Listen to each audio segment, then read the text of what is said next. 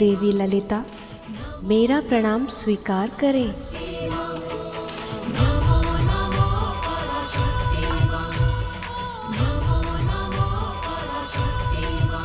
हे माँ ललिता, माता लक्ष्मी के इस शगुन के जोड़े पर विशेष आशीर्वाद दें। माँ, ऐसी कृपा करना कि मुझे उनके दर्शन भी हो जाए और वे चुनौती भी जीत जाए।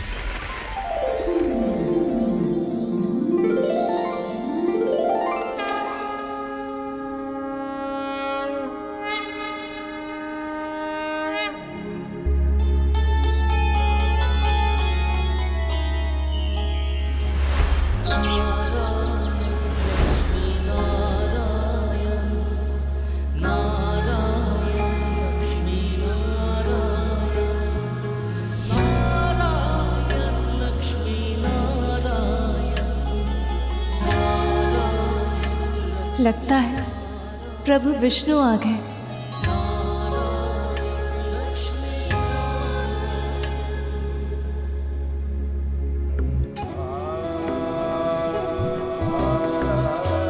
प्रभु, प्रभु,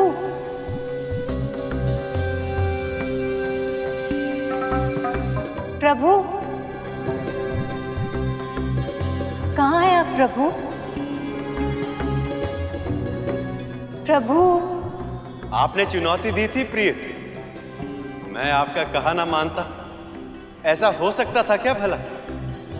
पर अब जब मैं आपको देखकर आनंद रस में डूब रहा हूं, तो इस लुका छिपी में भी एक अलग ही आनंद आ रहा है। पीपल का पेड़, इसमें तो प्रभु विष्णु निवास करते हैं।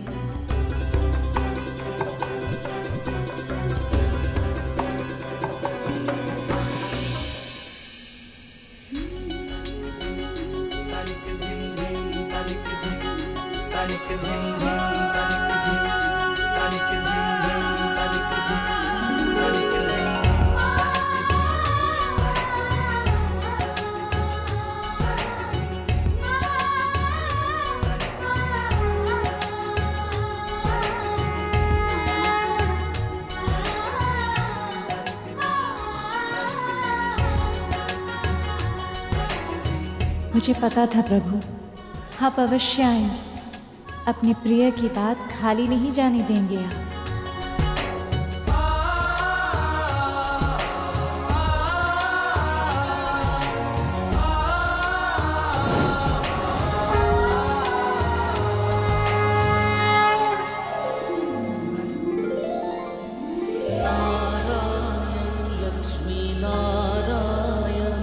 सत्य प्रभु, इस प्रत्यक्ष भेंट में आपको अपने सामने देखकर मुझे अनुभव हो रहा है कि आपको दृष्टि भर कर देखने के लिए मेरा मन कितना व्याकुल था।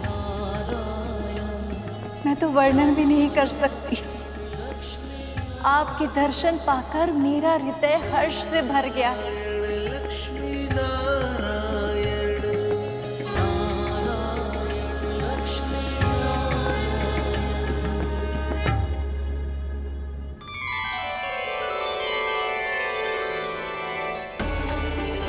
विंता, सखी लक्ष्मी कहाँ गई? बाहर उस वृक्ष की पूजा कर रही है माँ। आपकी चुनौती पूर्ण हुई देवी। पहरा तोड़कर मैंने आपसे भेंट कर ली। क्या अब आप मुझे इसका पुरस्कार नहीं देंगी? क्या चाहिए प्रभु? आपका साथ। जिन्होंने हमें सताया है, बस उन्हें सताना चाहता हूं मैं।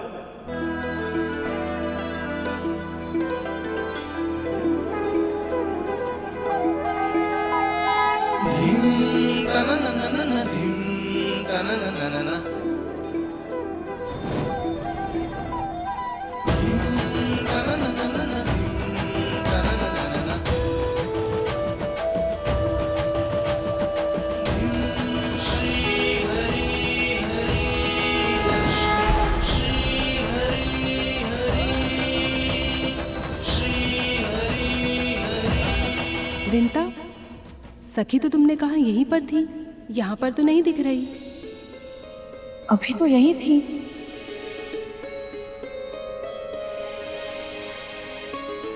अचानक कहाँ? ऐसे हल्दी के बाद और विवाह से पहले कहीं जाना नहीं चाहिए। मैंने स्वयं देखा था, माँ उस वृक्ष की पूजा कर रही थी।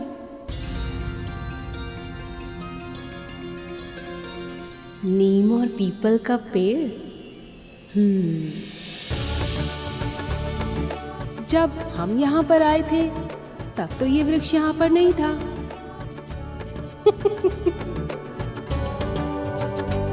क्या हुआ माँ? विष्णु भैया, मैं अपनी पराजय स्वीकार करती हूँ। आपने चुनौती पूरी कर ली।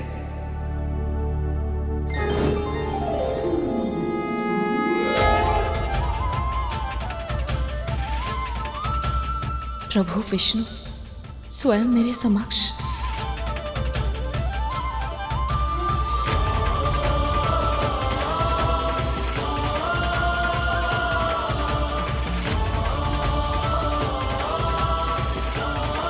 प्रभु, माँ, ये कैसे? पीपल के जड़ में भैया विष्णु का वास होता है और इसीलिए इस वृक्ष को शुभ माना जाता है। सदैव प्राणदायक वायु उत्सर्जन करता है ये वृक्ष। इसके पत्तों से कई रोग मुक्त हो जाते हैं और नीम के वृक्ष में सखी लक्ष्मी का निवास स्थल है। इसके पत्तों से चर्म रोग दूर होते हैं और आयु में वृद्धि होती है। अगणित औषधिक गुण होते हैं इस वृक्ष में। जिस प्रांगण में ये दोनों वृक्ष एक साथ विद्यमान हो, वो मंदिर बहुत सिद्ध हो जाता है।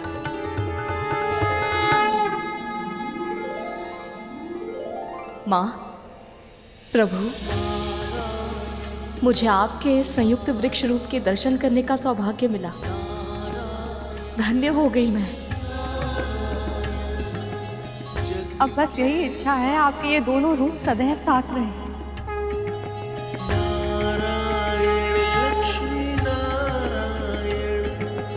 जग के पालक है नारायण। अब भेंट करनी हो तो शीघ्र ही बारात लेकर आइए।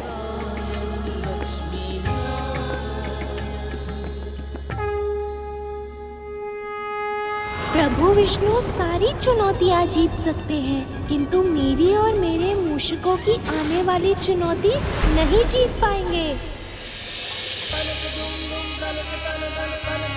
मैंने प्रभु के वस्त्र और आभूषण तैयार कर दिए हैं। वहाँ माँ भी लक्ष्मी माता के लिए तैयारी में व्यस्त होंगी।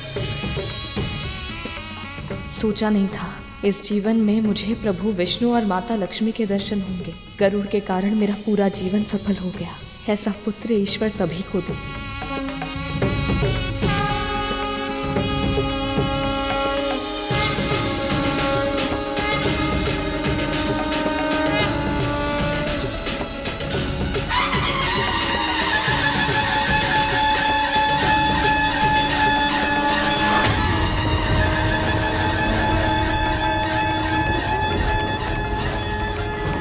चलो मेरे भाइयों, आओ चलते हैं अपने प्रभु के अपमान का प्रतिशोध लेने। ये विवाह इनके आशीर्वाद के बिना नहीं हो सकता। चलो इस विवाह को रोकते हैं। प्रभु विष्णु और माँ लक्ष्मी ने अपने विवाह में निमंत्रण अवश्य दिया, पर मेरे प्रभु के पहुँचने की प्रतीक्षा नहीं की। उन्होंने दीप अवश्य जलाया, पर मेरे प्रभु का आवाहन नहीं किया। पर हम अपने भगवान का ये अनादर सहन नहीं करेंगे। बारात ले जाने की शीघ्रता में वो सब मेरे प्रभु को भूल गए। पर जब मार्ग ही नहीं बचेगा तो बारात कैसे पहुंचेगी? हम बारात का मार्ग खोखला कर देंगे।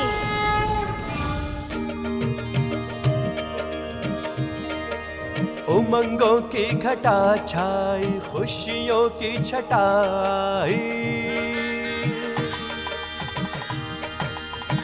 हाँ हाँ उमंगों की घटा छाई, खुशियों की छटाई, शुभ घड़ी आई,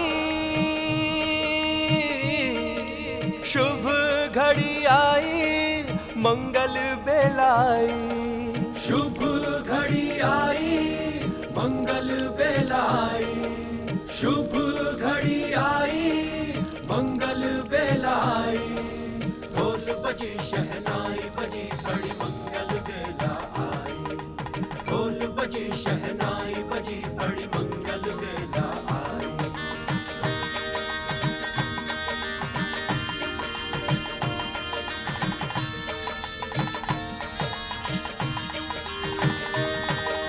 शुभ घड़ी आई, मंगल बेलाई, शुभ घड़ी आई, मंगल बेलाई, ढोल बजी शहनाई बजी बड़ी मंगल बेला आई, ढोल बजी शहनाई बजी बड़ी मंगल बेला आई, ढोल बजी शहनाई बजी बड़ी मंगल बेला आई, ढोल बजी शहनाई बजी बड़ी मंगल बेला आई।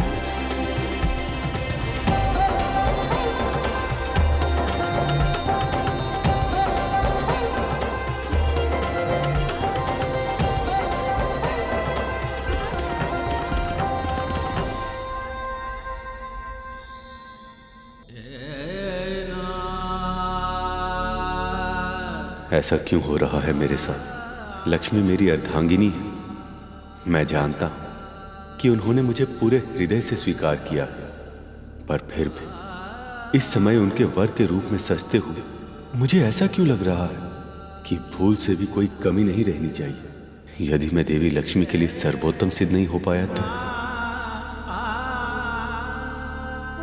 स्वामी ने मुझे अपने हृदय में स्थान दिया है। मुझे एक बार देख पाने के लिए कितने यत्न किए हैं इन्होंने, पर अब जब हमारे मिलन का क्षण निकट है, मेरा हृदय इतनी तीव्र गति से क्यों धड़क रहा है? अनंत काल से हम दोनों एक दूसरे के साथ हैं, तो फिर मेरा मन इतना व्यग्र क्यों है, जैसे वो मुझे पहली बार देखने आ रहे हैं।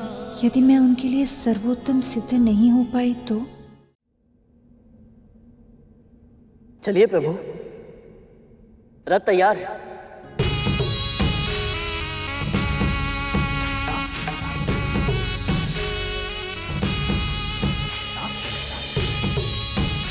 गरुड़ तुम्हारी दृष्टि में खुद को देख के थोड़ा प्रोत्साहित महसूस कर रहा हूं। प्रभु की बारात निकलने का समय आ गया है। आपके मिलन का क्षण आ पहुंचा है।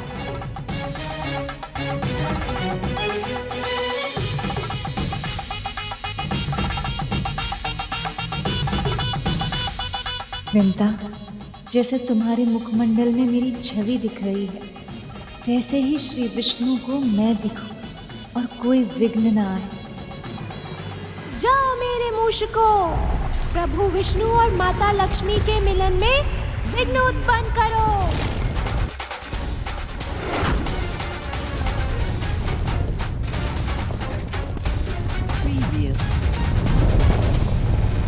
विघ्न आएगा तभी पता चलेगा कि विघ्नहर्ता के अपमान का परिणाम क्या होता है।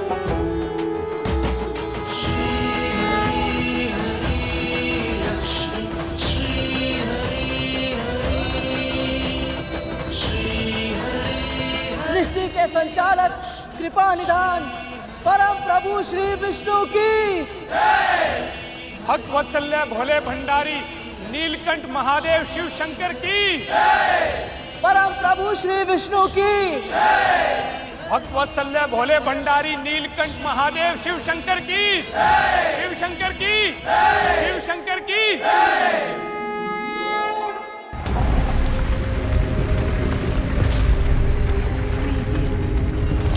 शीघ्रता करो, प्रभु विष्णु की बारात इसी मार्ग से जाएगी।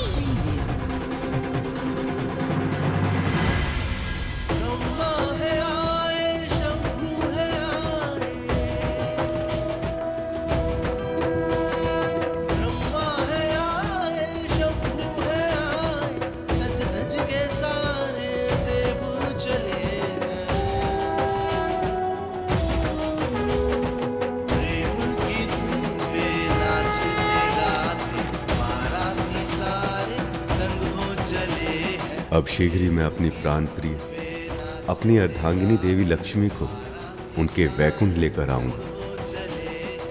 शीघ्र आ जाइए प्रभु, इस पल के लिए मैंने बहुत प्रतीक्षा की।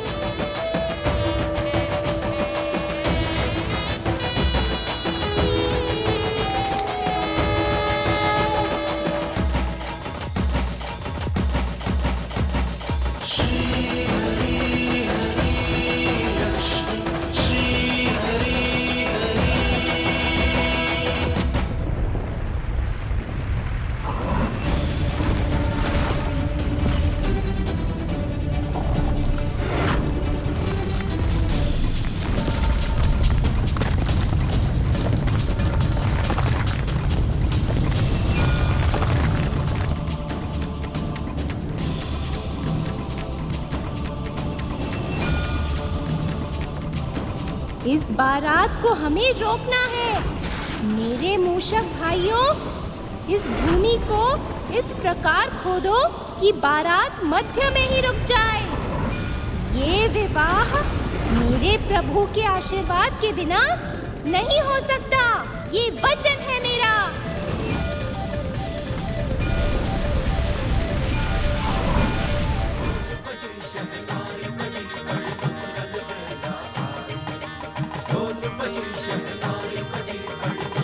जाओ मेरे मूषको, विघ्न आएगा तभी पता चलेगा कि विघ्नहर्ता के अपमान का परिणाम क्या होता है।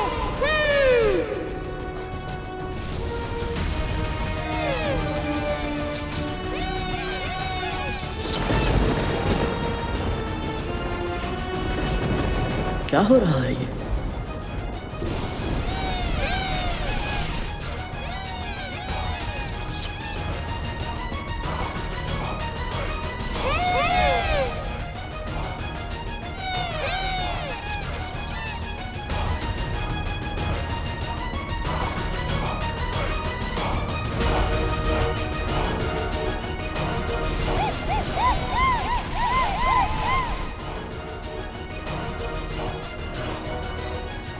अब शीघ्र ही मेरे मूषक बारात का मार्ग खोखला कर देंगे और बारात फंसी रह जाएगी।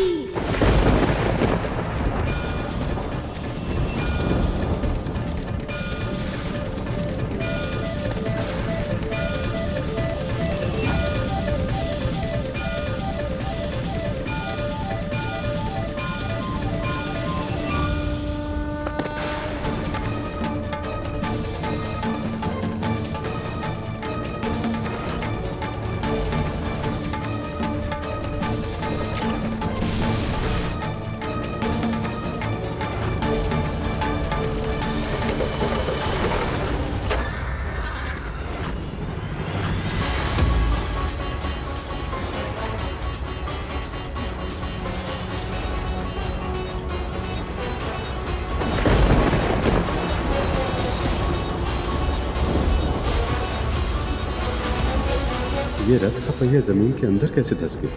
ये क्या हुआ?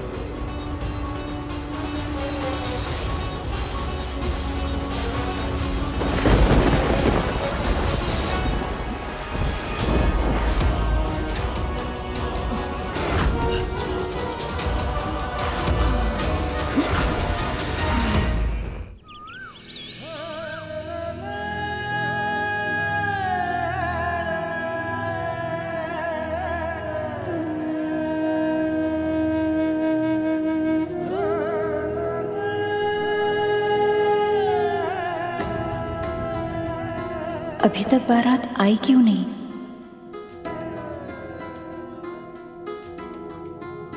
विष्णु जी की बारात बस पहुंचने ही वाली होगी।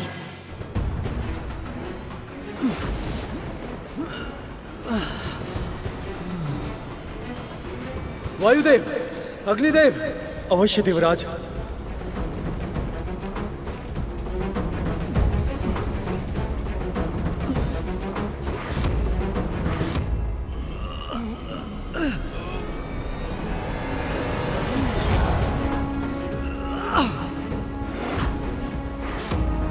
ये रथ का पहिया बाहर क्यों नहीं आ रहा है? प्रयास करना व्यर्थ है देवराज। भूमि पूरी तरह से खोखली हो चुकी है। इतनी मिट्टी में आगे बढ़ना संभव ही नहीं है। ये हो क्या रहा है? अभी कुछ समय पहले तो ये मार्ग बिल्कुल सही था, अब अचानक क्या हो गया? मैंने जानबूझकर असुरों को आमंत्रित नहीं किया है। प्रभु का आदेश था कि मैं हर विष्णु भक्त को विवाह में सम्मिलित होने के लिए आमंत्रित करूं। और ये सब जानते हैं ये असुर विष्णु भक्त नहीं है। यदि मैं उनको आमंत्रित कर भी देता तो भी वो यहाँ नहीं आते। असुर अवश्य ही असुरों का षड्यंत्र है। प्रभु की बारात में अवरोध उनके अतिरिक्त और कौन उत्पन्न कर सकता है भला? सही कह रहे हो गरुड़। ये असुर ही इतना ओछा कार्य कर सकते हैं। लक्ष्मी वहां बारात की प्रतीक्षा कर रही होंगी, पर हम सब तो यहां फंस गए। न जाने क्यों एक विचित्र सी चिंता हो रही है।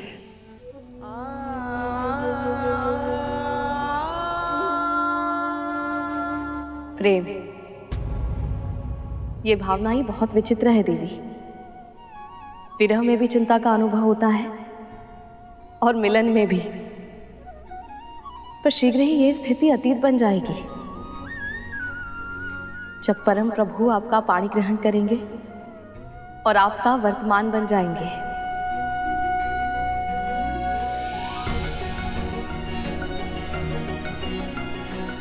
पर इस समय आपकी चिंता दूर करने का एक उपाय है मेरे पास। गहरी सांस लीजिए। हाँ देवी,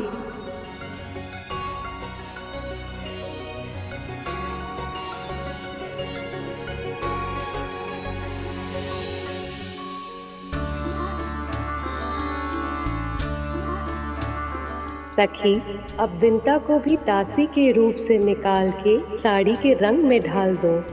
अवश्य सखी।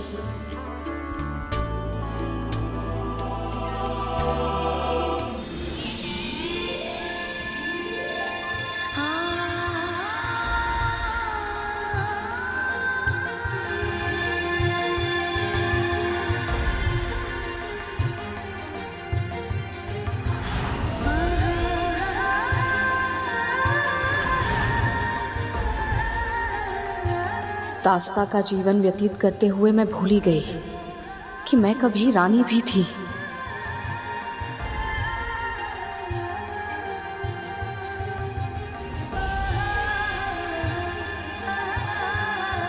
आपकी कृपा अपरंपार है देवी,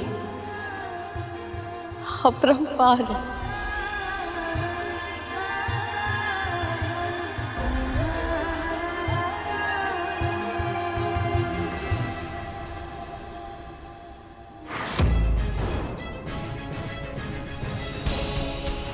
अभी तक इसे मुझसे अधिक आदर और सम्मान तो मिल ही रहा था, अब इसे एक रानी के वस्त्र और आभूषण भी दे दिए। इस दासी को बार बार मुझसे अधिक महत्व क्यों मिल रहा था?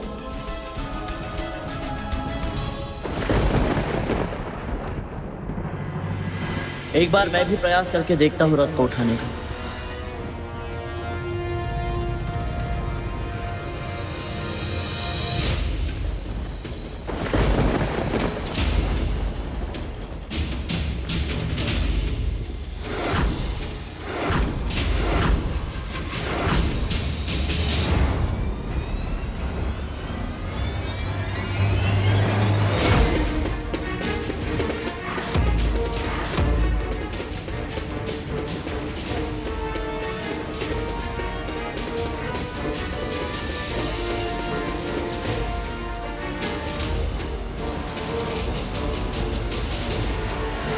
रुक जाइए।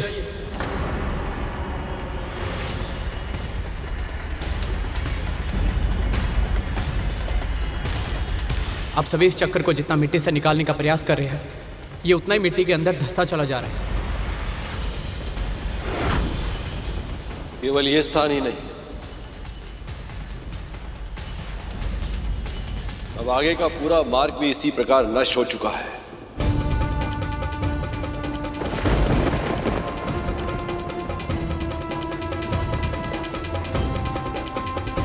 अब बारात और सखा के रथ को इस मार्ग से ले जाना असंभव है।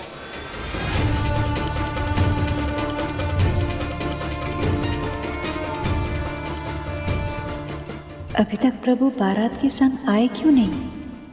इतना विलंब क्यों हो रहा है उन्हें आने में? नारायण नारायण। ये विघ्न दिखने में भले ही छोटा लग रहा हो प्रभु, इसके पीछे अवश्य ही किसी दिव्य शक्ति का हाथ है।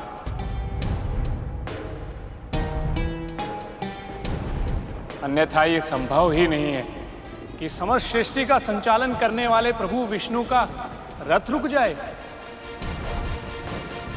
और मंदराचल पर्वत को उठाकर लाने वाला महाशक्तिशाली गरुड़ और सभी देवता मिलकर भी इस रथ को उठा तक नहीं पाए। नारायण नारायण। गणेश के होते हुए ये विघ्न कैसे आ गया? जब विघ्न आया तो मेरे प्रभु की याद आ गई। अभी तक मेरे प्रभु का विस्मरण हो गया था। अब इस विघ्न का निवारण कोई नहीं कर सकता। इतनी बड़ी भूल कैसे हो गई मुझसे? अखंड दीप जल गया है सखा। देवी लक्ष्मी ने दीप प्रज्वलित कर दिया है, अर्थात गणेश जी सीधा लक्ष्मी भवन में पहुंचे। देवी लक्ष्मी से मिलन की खुशी में इतनी बड़ी भूल हो गई मुझसे। बिना गणेश जी के आवाहन के ही विवाह की रस्मों का आरंभ कर दिया मैंने।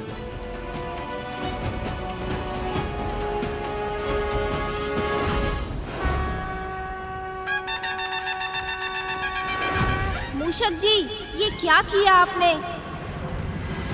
मैं ध्यान में इसलिए बैठा था कि इस समस्या का कोई निवारण कर सकूं, इसलिए नहीं कि आप मेरे मामा श्री के विवाह में विघ्न उत्पन्न करें। ये आपने ठीक नहीं किया मूषक जी। प्रभु, जैसे भक्त को कष्ट से तड़पते हुए भगवान नहीं देख सकते, वैसे ही यदि कोई भगवान का अनादर करे तो एक भक्त ये चुपचाप कैसे देख सकता है? प्रभु, हमने वही किया है जो आवश्यक था। अब उन सबको समझ आएगा कि आपकी प्रतीक्षा न करके उन लोगों ने कितनी बड़ी भूल की है। आप चाहे तो दंड दे दीजिए प्रभु, हम सभी शीश झुकाकर आपकी हर इच्छा का पालन करेंगे। इस विघ्न का क्या अर्थ हो सकता है देवराज? ये तो मैं नहीं जानता अग्निदेव। बस इतना जानता हूँ कि यदि ये मुहूर्त निकल गया तो इस विवाह में कहीं कोई और अड़चन ना आ जाए। इन असुरों पर विश्वास नहीं करना चाहिए था, वो इसके योग्य ही नहीं है। जब तक ये किसी शुभ कार्य में रुकावट नहीं डाल देते इन्हें प्रसन्नता नहीं मिलती। इस बार अपराध असुरों का नहीं, हमने किया है।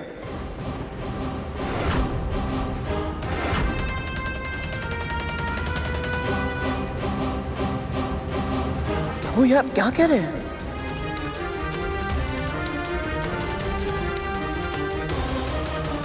इस विवाह में विघ्न हरता ही नहीं पहुंचे तो विघ्न तो पहुंचना ही था।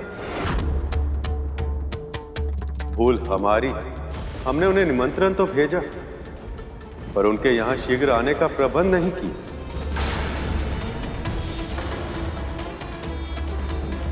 गणेश ऐसा नहीं कर सकता सखा। मैं अपने पुत्र को जानता हूं, वो जानबूझकर आपके विवाह में अवरोध उत्पन्न नहीं कर सकता। हाँ मामा जी, गणेश आपके विवाह की सूचना सुनकर ही बहुत उत्साहित था। वो विघ्न डालने की तो कल्पना भी नहीं कर सकता। मैं जानता हूं कार्तिकेय, संभव है ये कार्य उनके स्थान पर उनके मूषक की सेना ने किया। हमें दंड दीजिए प्रभु, हमें दंड दीजिए। हमने आपके मामा मामी श्री के विवाह में अवरोध उत्पन्न किया है। हम सभी दंड के भागी हैं। पता नहीं आपको हमारे कारण वहाँ कैसी स्थिति का सामना करना पड़े। जो भी किया हमने आवेश में आके किया प्रभु। ये संभावना अधिक उचित जान पड़ती है प्रभु। नारायण नारायण। आप सत्य कह रहे हैं प्रभु। जिस ढंग से ये मिट्टी खोदी गई है, इसे देखकर यही प्रतीत होता है कि ये कार्य मूषकों का ही है। हम सब ने एक नियम बनाया था कि गणेश की अनुपस्थिति में कोई भी मंगल कार्य सफलतापूर्वक संपन्न नहीं होगा, और मेरा विवाह भी उस नियम से उपवाद नहीं। तो फिर मैं प्रभु गणेश को शीघ्र ही यहाँ ले आता हूँ। उसकी आवश्यकता नहीं है गण।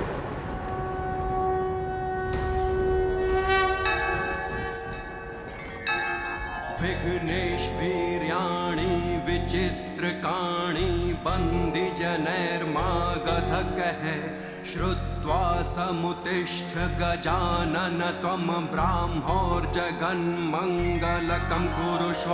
एवं मया प्रार्थित विघ्नराजश्चित्तेन चोत्थाय बहिर्गणेश तं निर्गतं वीक्ष्य नमन्ति देवाः संवादयो योगी मुखास्तथाहम्।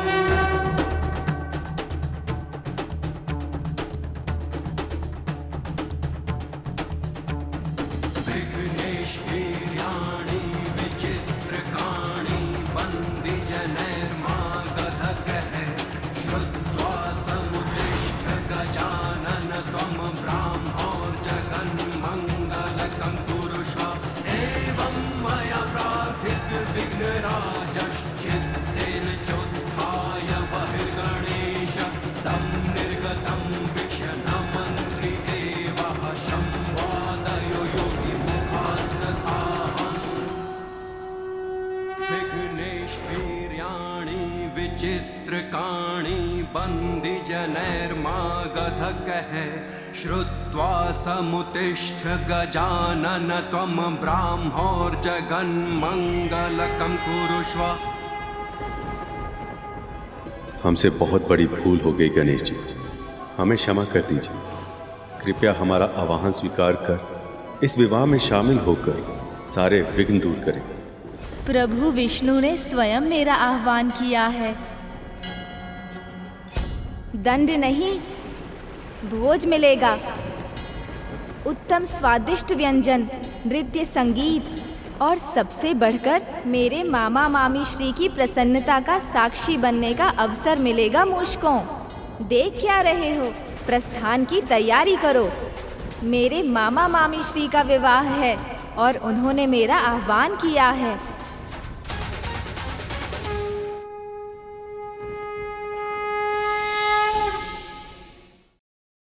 गणेश,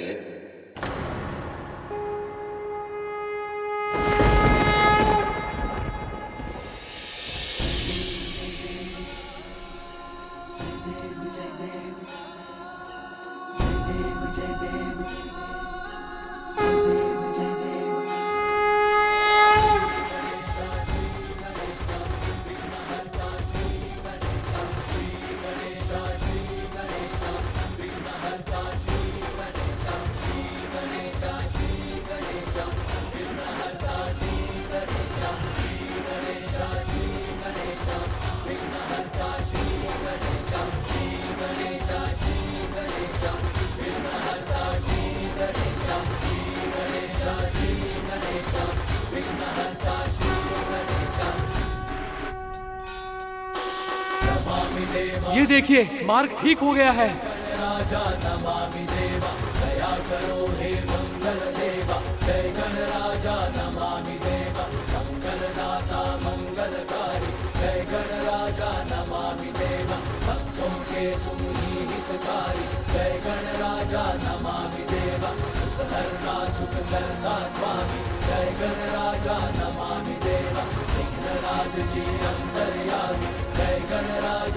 प्रणाम मामाश्री, प्रणाम पिताश्री। हम सब ने ही नियम बनाया और हमने ही उसका उल्लंघन कर दिया। हमें क्षमा कर दो गणेश। मैं जानता हूँ मामाश्री, आपने ये खेल क्यों रचा था, ताकि ये सिद्ध हो जाए कि विधि का विधान आप पर भी बाध्य है। आपको भी सृष्टि के नियमों का पालन करना पड़ता है। अब से ये प्रसंग सभी मनुष्यों को प्रेरणा देगा कि किसी भी मंगल कार्य से पहले मेरा आह्वान कितना आवश्यक है। कुछ क्षणों के लिए मुझे भूलकर आपने सभी को मेरे महत्व का स्मरण करवा दिया है मामाश्री। इसके लिए मैं सदैव आपका आभारी रहूंगा। अब आपको मामी श्री तक शीघ्र पहुंचाने का दायित्व मेरा है।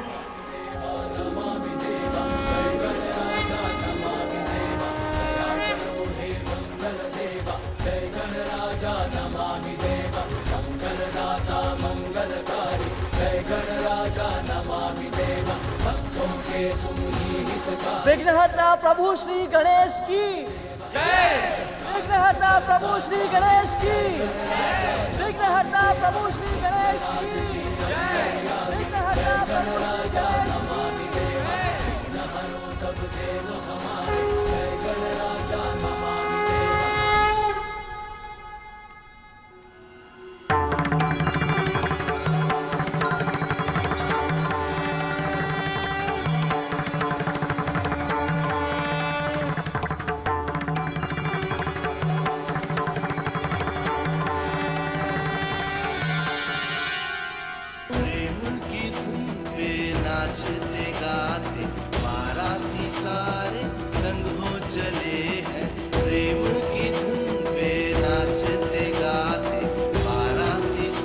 अब देवी लक्ष्मी और मेरे मिलन में कोई विघ्न नहीं आएगा।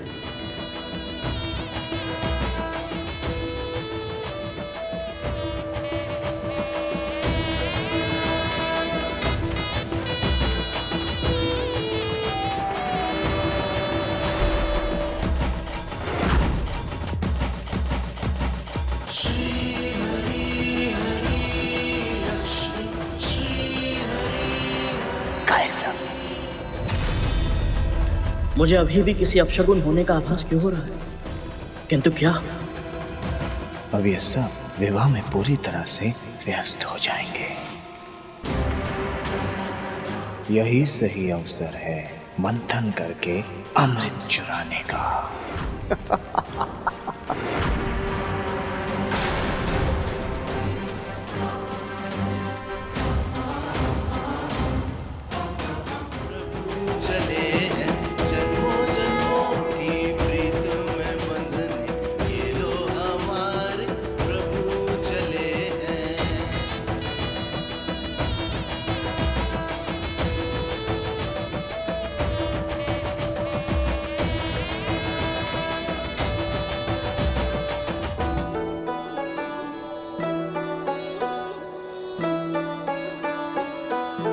अरे अरे, बारात आ गई। क्या बारात आ गई?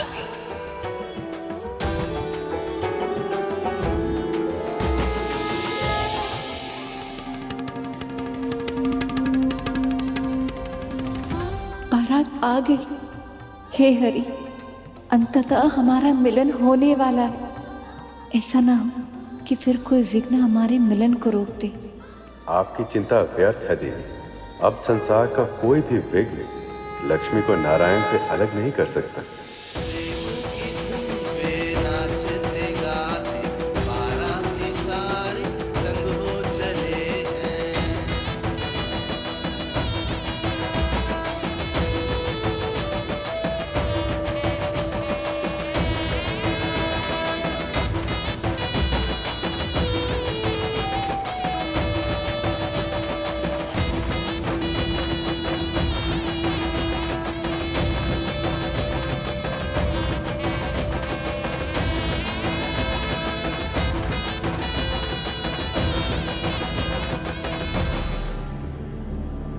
माँ,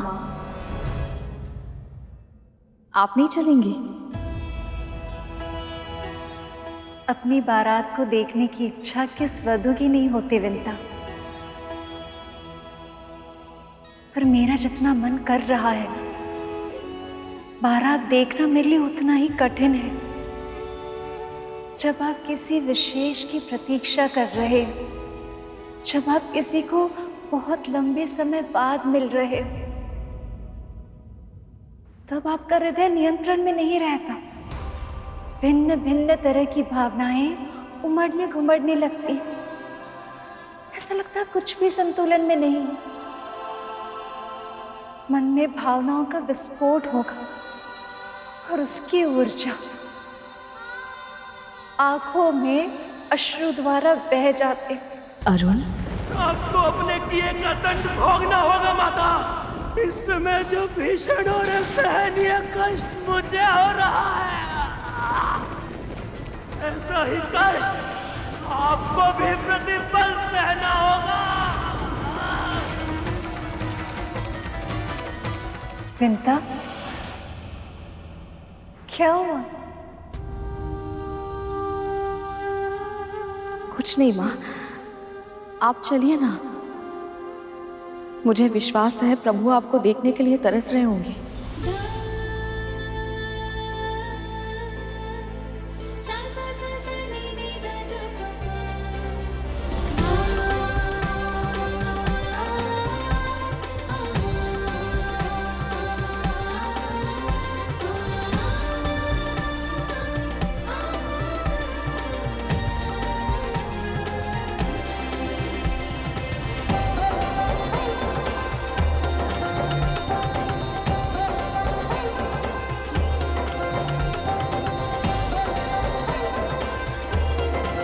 जिस क्षण के लिए मेरा मन इतना आतुर था, वो क्षण आ ही रहा है।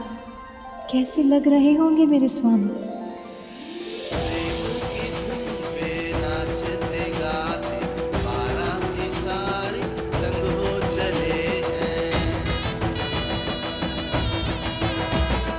विष्णु की आंखें लक्ष्मी को खोज रही हैं।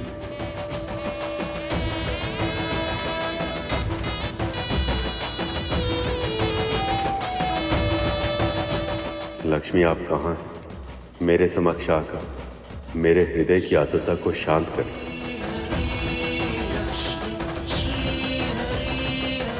मुझे भी आतुरता है स्वामी, आपको देखने की।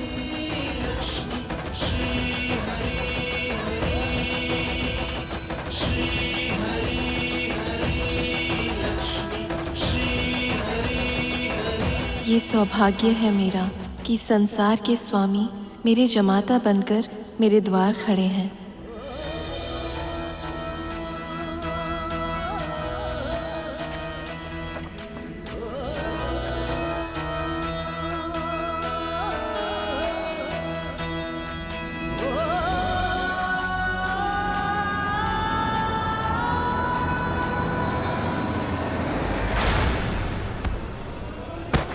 माँ,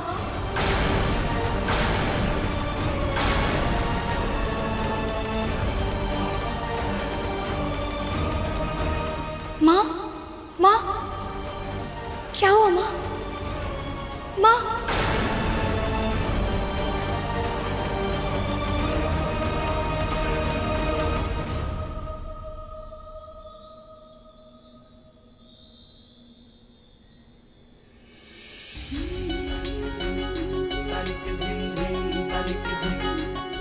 आइए सखा।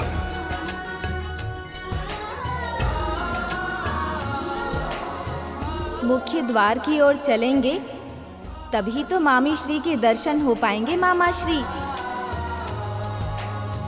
माँ उठिए माँ, चल पीछे।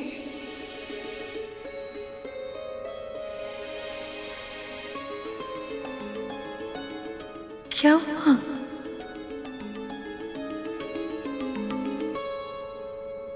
क्या? अद्भुत है पुत्री, वो अद्भुत है। मैं आपके पति की क्या आरती उतारूं? सारे संसार का तेज उनके चेहरे पर है। जो स्वयं कमल नयन है, उन्हें कौन से फूल अर्पित करूं? जिससे पवित्र कोई और सुगंध है ही नहीं, उन्हें कौन सी धूप दिखाऊं मैं? संपूर्ण सृष्टि का सौभाग्य का प्रतीक माना जाता है पुत्री आपको। पर आज प्रभु विष्णु को आपके वर के रूप में सजा हुआ देखकर मुझे ऐसा लग रहा था जैसे जो सबका भाग्य संवारती है, आज उन्हीं के भाग्य का उदय हो गया है।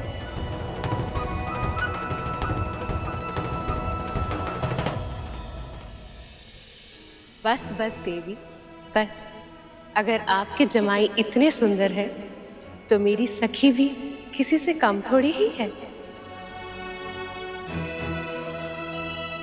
ये दोनों तो बने ही एक दूसरे के लिए हैं। आप लोग यहाँ क्या कर रही हैं? द्वार पूजा नहीं करनी क्या? आइए सब लोग, आइए आइए।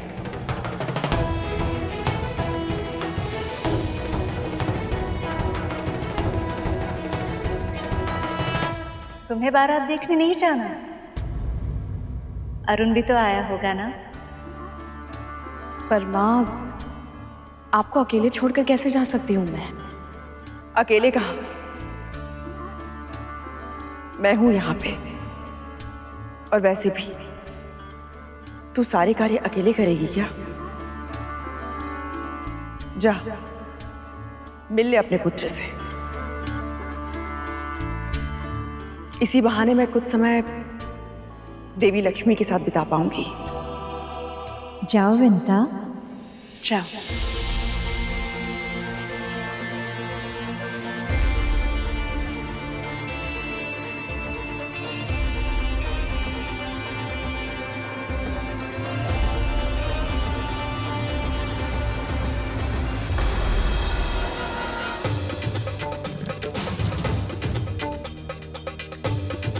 उत्साह की अधिकता में अपने कर्मों के फल भूल गए विंता। सोचा है क्या कहेगी अरुण से? जिस पुत्र का पूरा जीवन तूने नष्ट कर दिया,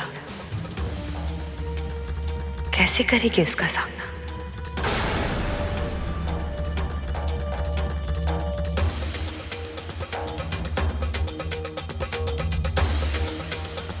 आपको अपने किए का दंड भोगना होगा माता। ऐसा ही कष्ट आपको भी प्रतिपल सहना होगा। मैंने माँ को श्राप दिया था गुरु, जिसके कारण तुम दोनों का जीवन,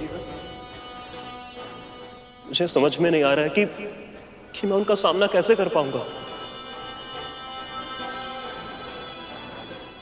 वो माँ है भैया, और एक माँ अपने संतान का अपराध कभी स्मरण नहीं करती। आप भीतर जाइए, माँ भी आपकी प्रतीक्षा कर रही होगी। पर तू कहाँ जा रहा है गुरु? द्वार पूजा भी किसी भी क्षण आरंभ होती होगी। पता नहीं भैया, मुझे ऐसा लग रहा था कि बारात निकलने से पहले वहां राहु था जो हम सब पर दृष्टि रख रहा था। बस कहीं ये असुर फिर से कोई षड्यंत्र ना रच रहे हो।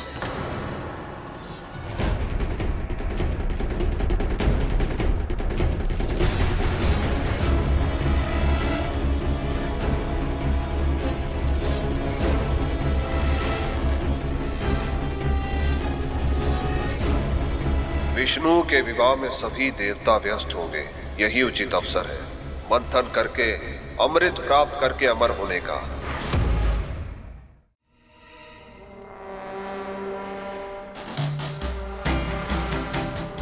मंथन के लिए हमें 2 भागों में बंटना होगा। वज्रांग, राहु, आधे असुरों को लेकर तुम दोनों वासुकी की पूंछ की ओर चले जाओ। मैं शेष बचे आधे असुरों को लेकर वासुकी को उसके मुंह की ओर से पकड़ता हूं। जी महाराज।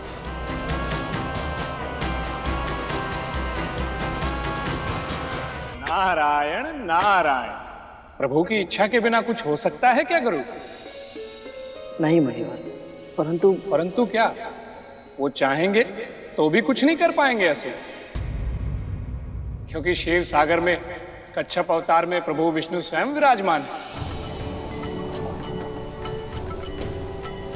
इसलिए वहां की चिंता करने की आवश्यकता नहीं है तुम्हें। इस विवाह का साक्षी बनने का अवसर बड़े सौभाग्य से मिला है तुम्हें, इसलिए इसका आनंद लो। नारायण नारायण। हे प्रभु, सब कुशल हो, सब मंगल हो।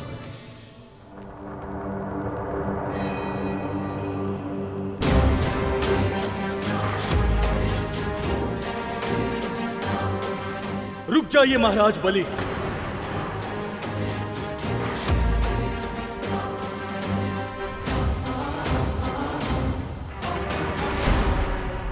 रुक जाइए, मुझे हाथ मत लगाइए। इतनी धृष्टता जो पूरे ब्रह्मांड पर शासन करता है, तुम दोनों उन्हें रोकने का प्रयत्न कर रहे हो। मैं आपका सम्मान करता हूं महाराज, ये छल मत कीजिए। यदि आपने देवताओं की अनुपस्थिति में मंथन किया तो आप संधि तोड़ देंगे। चल, जिन संधि के नियमों की आपको इतनी चिंता है, देवताओं ने कभी उसका सम्मान नहीं किया। वो सदैव हमारे साथ छल करते आए हैं, और कभी किसी ने उन्हें नहीं रोका। सारे नियम हम असुरों पर ही क्यों थोपे जाते हैं? केवल इतना जानता हूं असुरराज कि प्रभु विष्णु की सहायता के बिना मंथन करना संभव नहीं है। इतनी शीघ्र भूल गए कि आप सब मिलकर भी ना मंदराचल को उठा पाए थे और ना ही मुझे हिला पाए थे। तो फिर आप सबको ऐसा क्यों लगता है कि आप प्रभु विष्णु की इच्छा के बिना मंथन पूरा कर पाएंगे? क्योंकि वासुकी, पहले हमारे गुरुदेव का आशीर्वाद हमारे साथ नहीं था। अब उनके आशीर्वाद की शक्ति भी हमारे साथ है और उनके ज्ञान का बल भी। अब हमें सफल होने से कोई नहीं रोक सकता।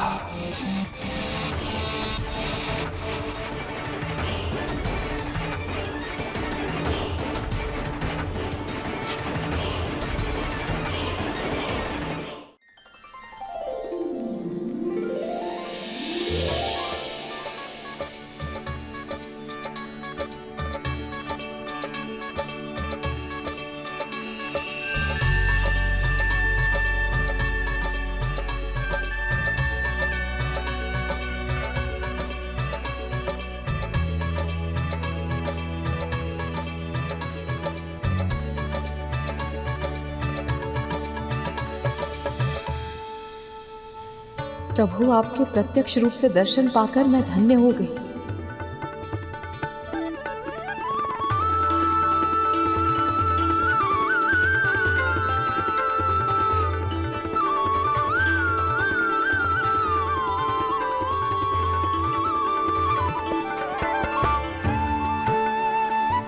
स्वागत स्वागत, आप सबका बहुत बहुत स्वागत है।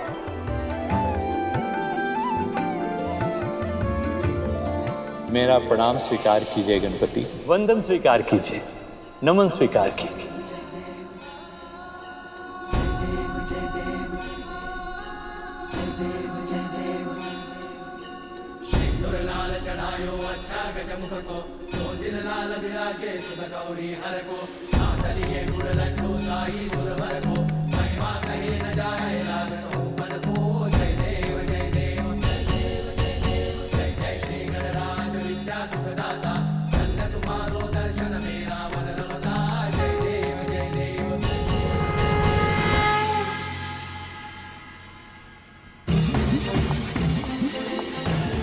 पधारिए प्रभु। जब तक बारात में था तब तक अपने मामा श्री के पक्ष में था, अब लक्ष्मी निवास में आकर तो अपनी मामी श्री के पक्ष में ही रहूंगा मैं।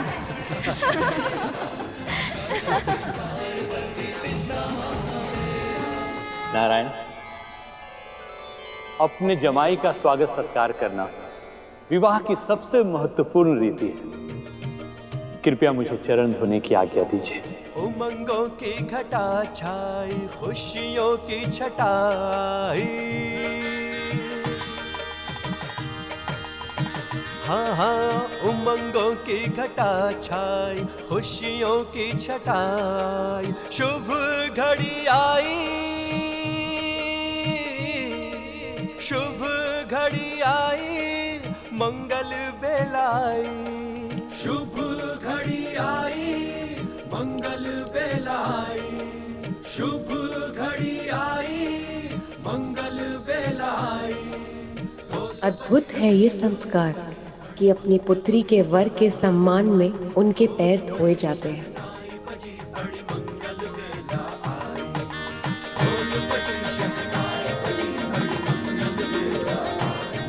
पधारिए प्रभु। तनिक रुकिए नारायण, रुकिए। अपनी प्रेमिका से मिलने के लिए कुछ अधिक ही उतावले हो रहे हैं आप।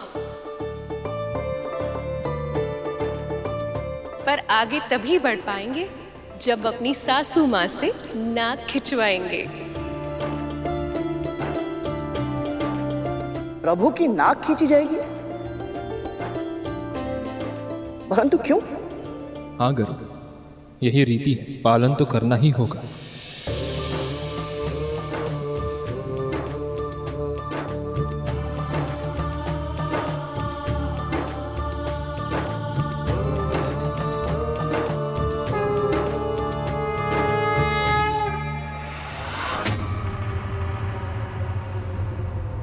रुक जाइए महाराज बलि।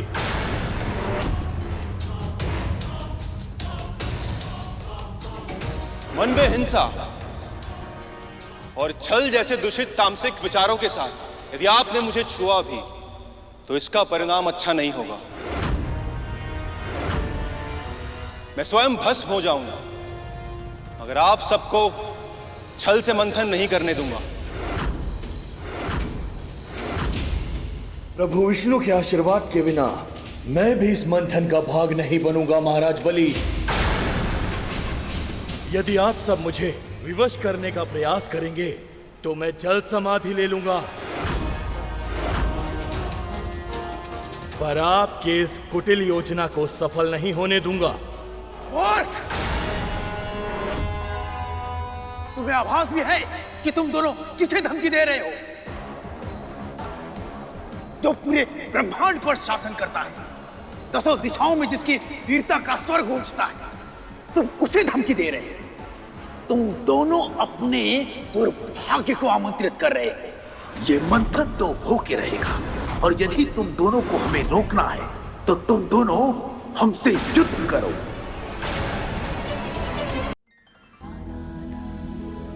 माँ, नाक नहीं खींचेंगी आप मेरे? नहीं।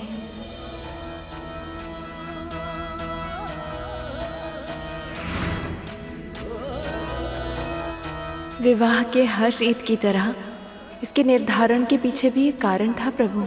जब वर वधू के माता पिता जमाई के चरण धोते थे तो जमाई के मन में अहंकार आ जाता था और उसे लगने लगता था कि वही सब कुछ है, कोई और कुछ नहीं। तभी वधू की माँ उसकी नाक खींचकर उसको फिर से झुकना सिखाती थी।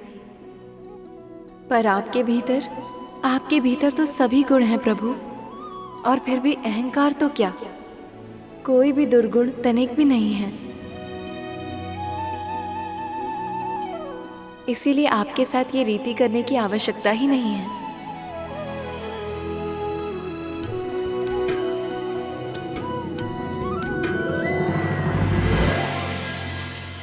आइए प्रभु। पधारिए। सारी बारातियों के पैर अवश्य पखारना।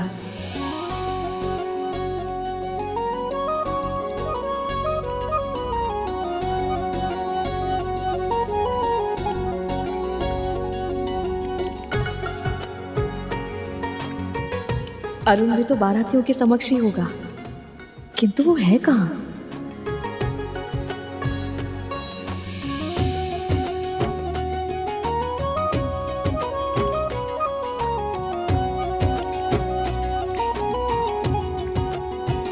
अरुण,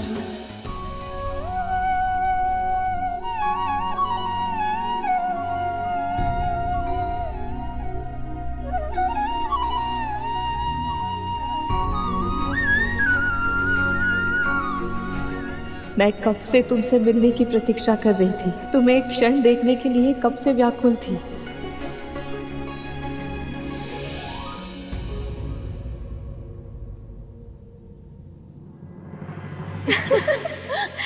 इनके तो पाँव ही नहीं है, फिर पाँव कैसे धोएं?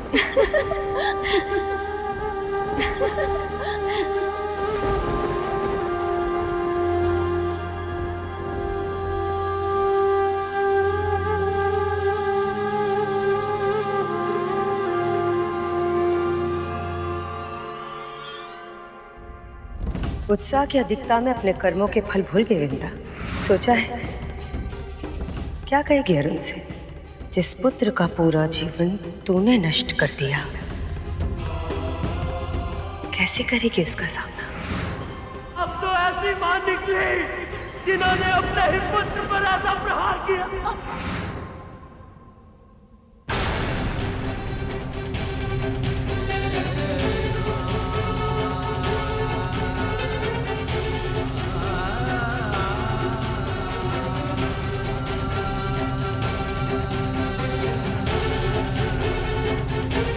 गरुड़, तनिक सुन पुत्र।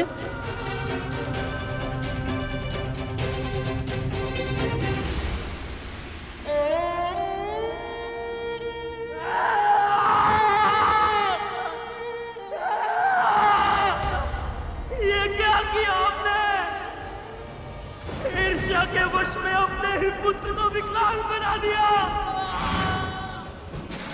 इस महापाप के लिए मैं आपको कभी क्षमा नहीं करूंगा। असुरक्षा, मोह और मत्सर जैसे दोषों ने आप और आपकी बहन दोनों की बुद्धि हर ली और मुझसे छीन लिया मेरा गौरव और मेरा भाग्य।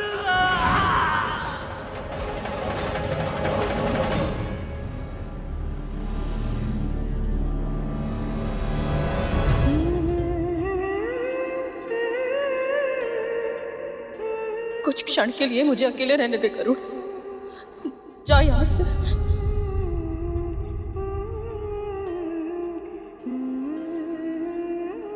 अरुण,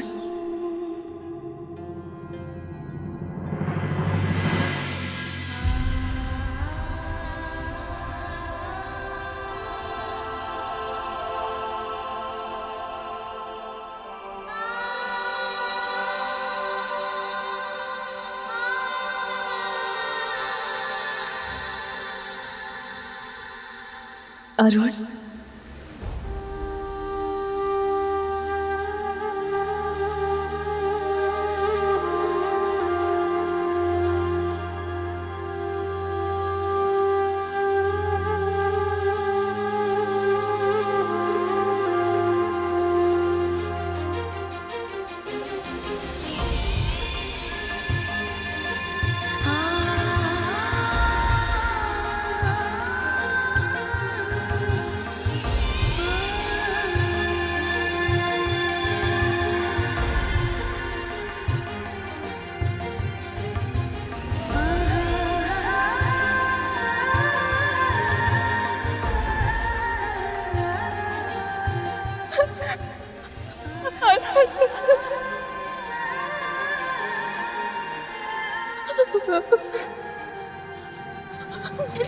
मुझे क्षमा।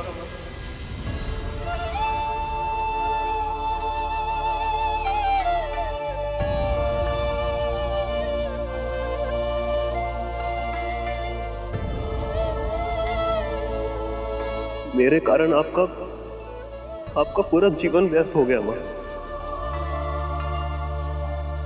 मेरे श्राप ने आपको दास्ता के नर्क में धकेल दिया। मैं अपने आप को कभी क्षमा नहीं कर पाऊंगा।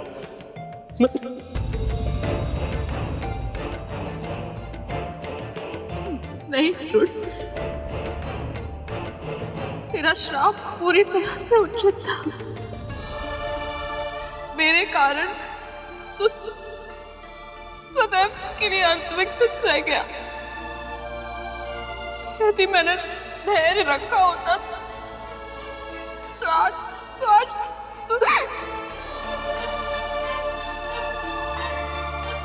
सत्य तो ये है, तेरे जन्म के बाद से हर क्षण मुझे लगता है कि दास्ता का ये जीवन ही मेरा दंड है।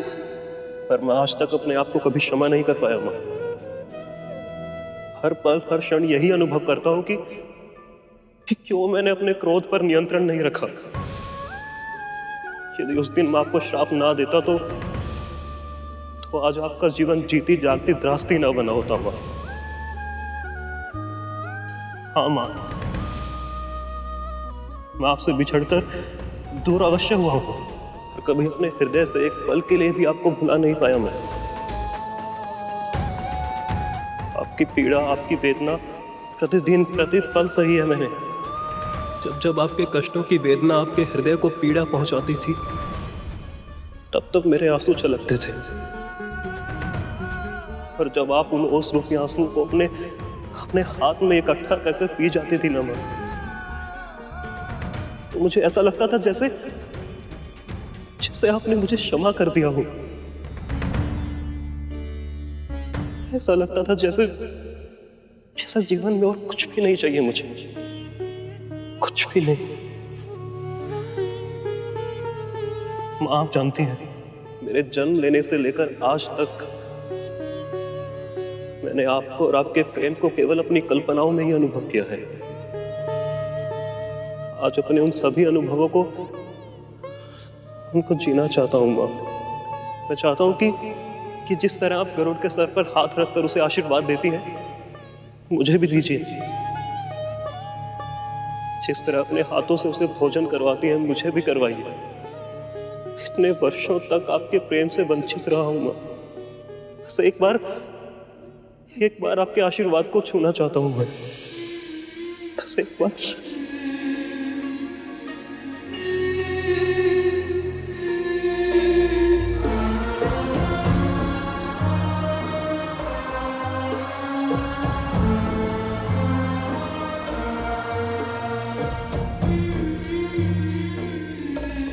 जानता है, गर्व है मुझे तुझ पर।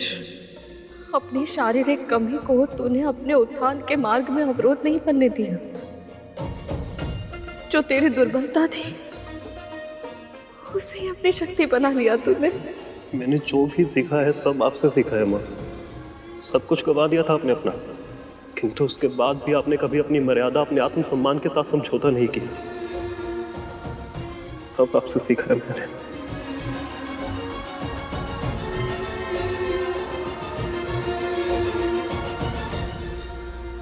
सत्य कहते हैं सब।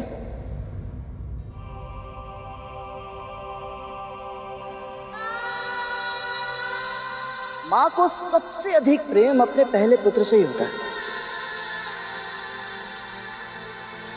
देखा आपने अरुण भैया, आपके मिलते ही मां मुझे भी भूल गई।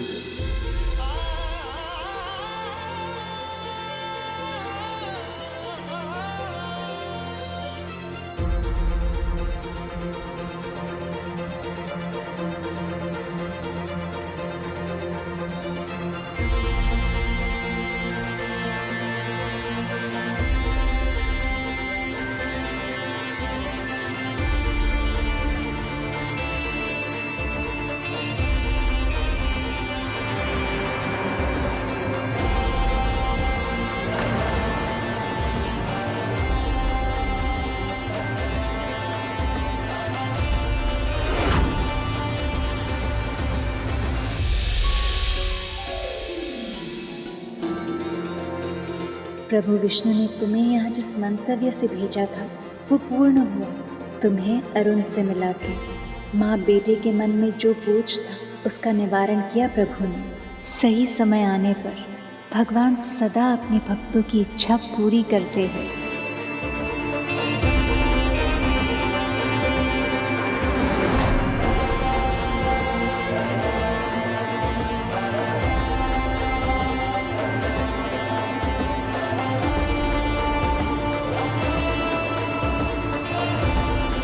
एक बार फिर विद्या और उसके पुत्रों ने मेरी योजना विफल कर दी। मैं स्वयं भस्म हो जाऊंगा अगर आप सबको छल से मंथन नहीं करने दूंगा। तुम्हें आभास है तुम किसे धमकी दे रहे हो? महाराज के कोप से केवल तुम दोनों का ही विनाश नहीं, अभी तो तुम्हारे परिवार और संतान भी सदैव के लिए दुर्भाग्य के अंधेरों में खो जाएंगे। अभी भी समय है मूर्खों, अपने ये तने हुए शीश झुकाकर महाराज के आदेश का पालन करो और हमें चुपचाप मंथन करने दो।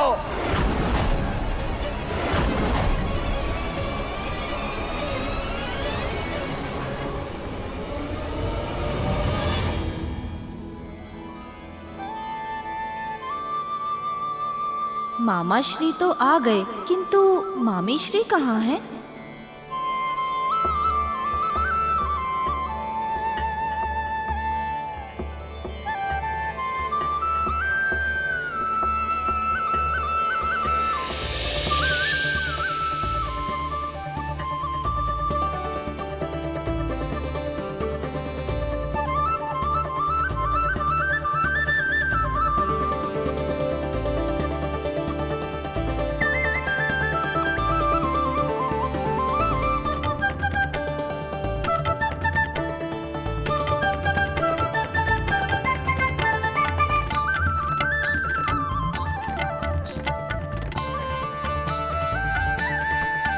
लक्ष्मी, मुझसे अब और प्रतीक्षा नहीं हो रही। शीघ्र आइए। आपको देखने के लिए मेरा मन और आतुर होता जा रहा है।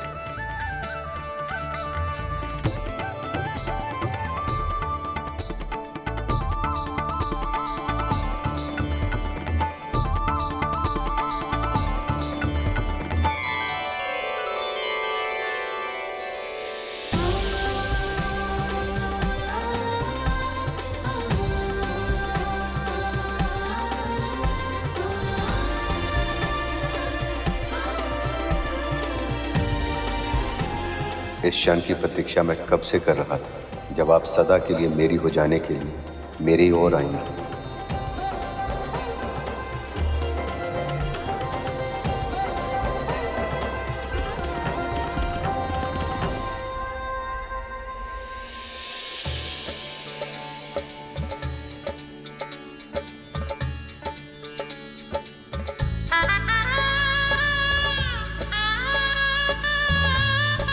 हम कब से इस क्षण की प्रतीक्षा कर रहे थे, जब माता लक्ष्मी और प्रभु विष्णु का मिलन हो जाए। ये हमारा परम सौभाग्य है कि हम इस दिव्य मिलन के साक्षी बने।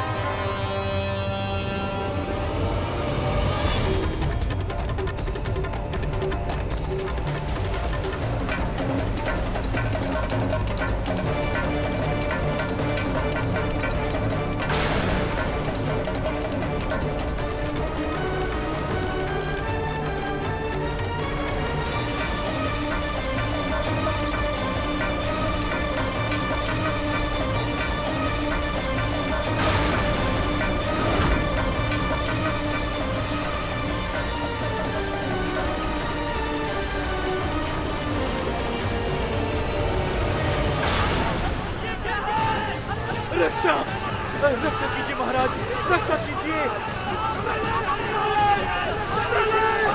ये क्या है? महाराज रक्षा कीजिए।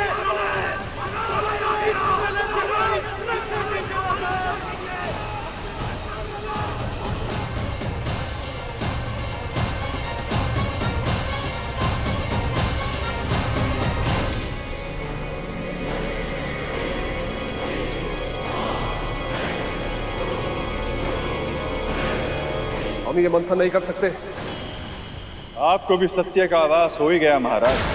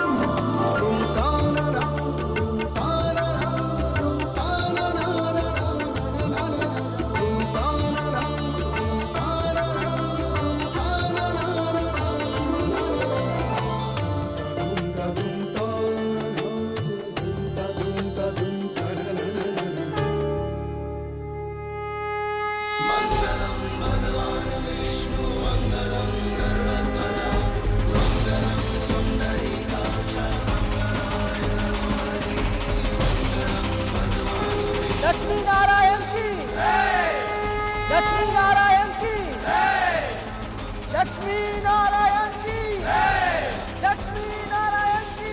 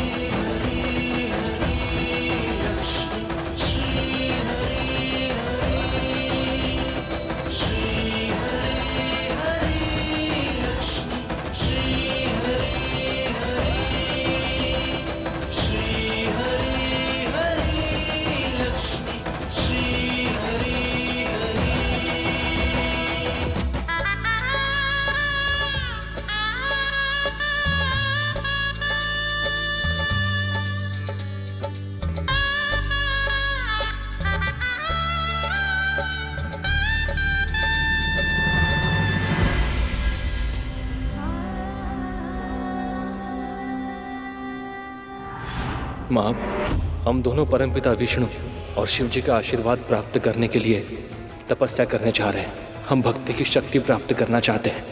आप भी यही चाहती थी ना कि हम शक्तिशाली बने? जहां जाना चाहते हो जाओ, जहां जाओ सुखी रहना। प्रणाम माँ।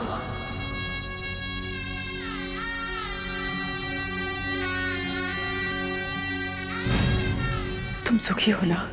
आपके आशीर्वाद से परम प्रभु के चरणों में स्थान पा लिया मैंने। इससे अधिक सुख क्या हो सकता है मेरे लिए?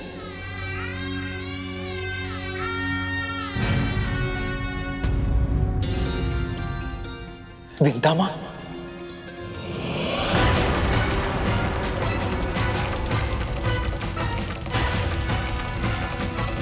अनंत,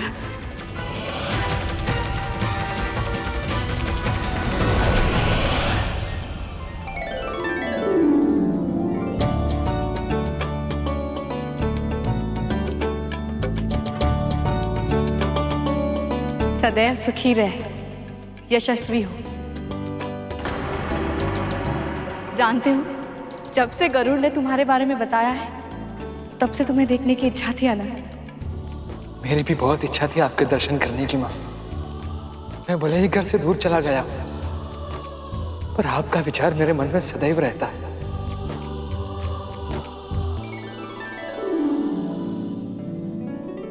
इतने वर्षों के बाद तुम्हारा पुत्र तुमसे मिला है कद्रू, पर वो तुमसे अधिक विंदा से बातें कर रहा है। आप सब कृपया अपना अपना स्थान ग्रहण कर लें। अब विवाह संस्कार आरंभ होने वाला है। आज्ञा दीजिए माँ।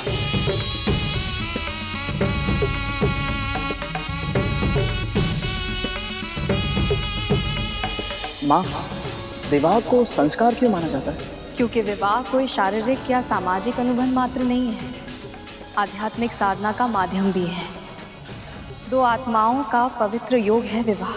जब दो प्राणी विवाह का संकल्प लेते हैं, वो अपने अलग अलग अस्तित्वों को समाप्त कर एक सम्मिलित इकाई का निर्माण करते हैं, ताकि वो दोनों जीवन और समाज के प्रति अपने कर्तव्य को दो गुणी निष्ठा के साथ निभा सकें, अपने अपने पक्ष के साथ साथ कुलों का उद्धार करते हुए अपनी अगली पीढ़ी को जन्म देकर संसार के चक्र को आगे बढ़ा सके। विवाह वो बंधन है गरुड़, जिसमें बंधकर हम अपने माता पिता के ऋण को आंशिक रूप से चुका पाते हैं।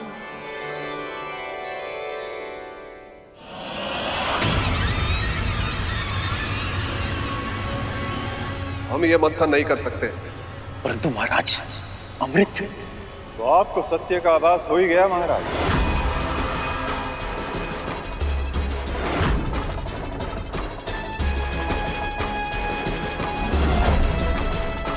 गुरुदेव आप? हाँ, मैं मैं जानता था कि आपको देवताओं की सहायता के बिना अमृत प्राप्त नहीं होगा। फिर भी मैंने आपको प्रयास के लिए प्रोत्साहित किया। मुझे पता था महाराज कि आप इस कार्य में असफल होंगे। तभी आपको समझ में आएगा कि आपके वास्तविक शत्रु देवता नहीं बल्कि विष्णु हैं।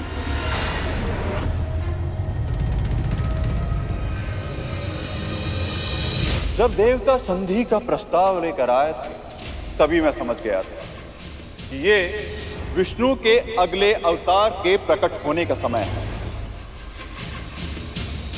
और ऐसा होना असुरों के लिए संकट का कारण बनेगा।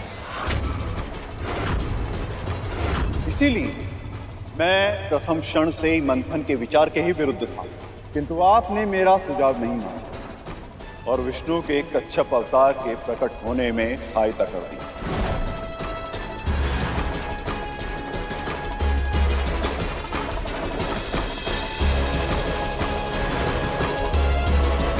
और इसी मूर्खता के कारण लक्ष्मी क्षीर सागर से वापस लौट आई।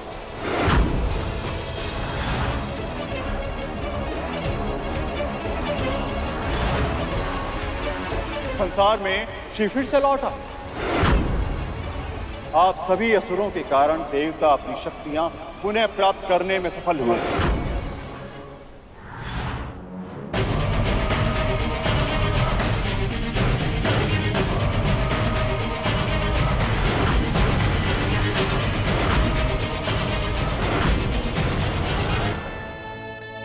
अग्निदेव, आरंभ कीजिए। जो आज्ञा ब्रह्मदेव।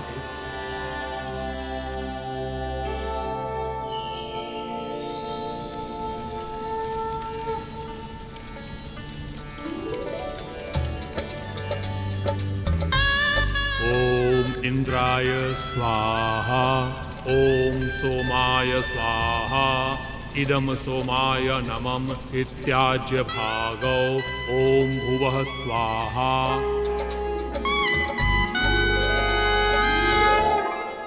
और अब विष्णु और लक्ष्मी दोनों देवताओं के साथ हैं, इसलिए देवता इस मंथन के कार्य को भी पूर्ण करेंगे और उन्हें अमृत भी प्राप्त होगा।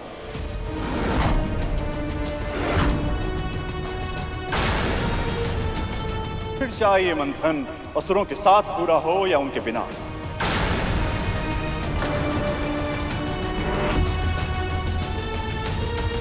अब कन्यादान होगा। समुद्रदेव, महारानी, अब आप वधू का हाथ अपने हाथ में लें और उसे वर के हाथ में रख दें। कन्यादान का अर्थ होता है पिता द्वारा कन्या का सारा दायित्व वर के हाथों में सौंप देना और उस पर अपना अधिकार सदा के लिए त्याग कर देना। कन्यादान के बाद वधू पूरी तरह से वर की हो जाती है।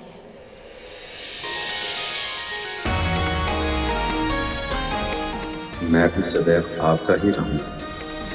ओम स्वस्ति न इंद्रो वृद्धश्रवाः, स्वस्ति न पूषा विश्ववेदाः, स्वस्ति न ताक्षर्यो अरिष्टनेमिः, स्वस्ति नो बृहस्पतिर्दधातु। ओम शांति शांति शांति। देवी सरस्वती, देवी पार्वती, अब आप दोनों वर और वधू के बीच गठबंधन करें।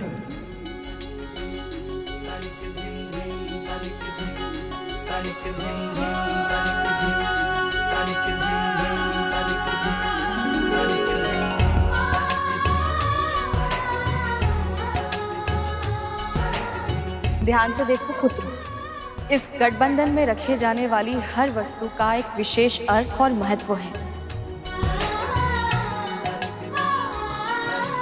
मुद्रा का अर्थ है धन पर पति और पत्नी का समानाधिकार होगा। पुष्प सदैव हंसते और मुस्कुराते रहने का प्रतीक है। हल्दी निरोगी जीवन की प्रतीक होती है। एक गृहस्थी सुचारू रूप से तभी चल सकती है जब पति पत्नी दोनों पूरी तरह से स्वस्थ और निरोगी हों। और फिर मेरी प्रिय दूर्वा घास भी डाली जाती है, जो कभी ना मुरझाने वाले प्रेम की प्रतीक है।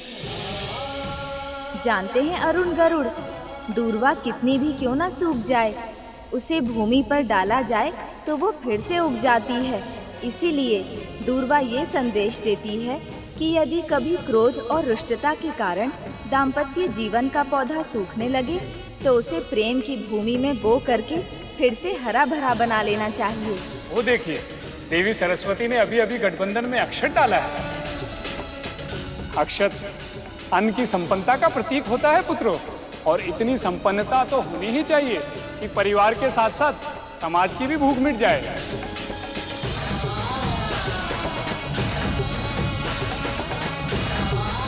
अब तो आप सदा के लिए मेरे प्रेम के बंधन में बंध गई थी। इस प्रेम बंधन में बंध कर मुझे संसार के सारे सुख प्राप्त हो गए प्रभु। अब से सदैव मेरा नाम लेने से पहले आपका नाम पुकारा जाएगा। अरे वाह, ये विवाह संस्कार कितना रुचिकर है। इसके हर छोटी बड़ी रीति के पीछे कितने संदेश, कितने विचार छिपे हुए हैं। बातों बातों में चूक मत जाना करो, अभी विवाह की सबसे महत्वपूर्ण रीति आरंभ होने वाली है। अब आप दोनों अपनी अपनी प्रतिज्ञाएं लें। आज से अपनी धर्मपत्नी को अर्धांगिनी घोषित करते हुए मैं इनके साथ अपने व्यक्तित्व को मिलाते हुए एक नए जीवन की सृष्टि करता हूं। अपने तन के अंगों की भांति ही मैं अपनी अर्धांगिनी की भी रक्षा करूंगा।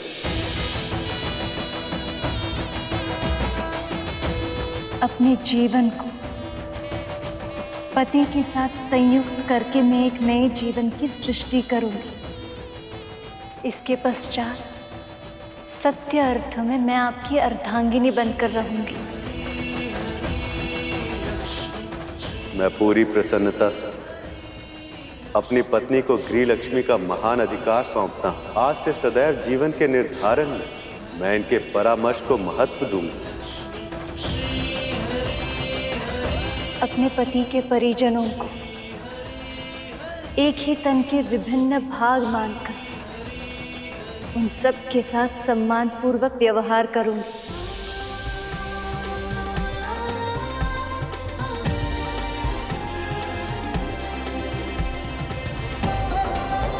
नारद, गरुड़, शेषनाग मेरे और श्री विष्णु के परिवार के अभिन्न अंग हैं। ये सब और मेरे सारे सच्चे भक्त ही तो हैं मेरा परिवार।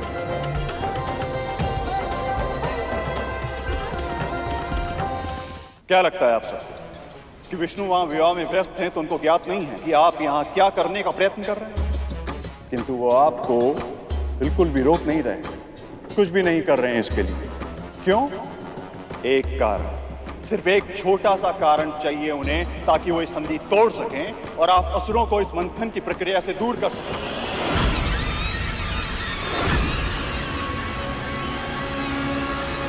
ताकि सारा का सारा अमृत देवताओं को प्राप्त हो सके।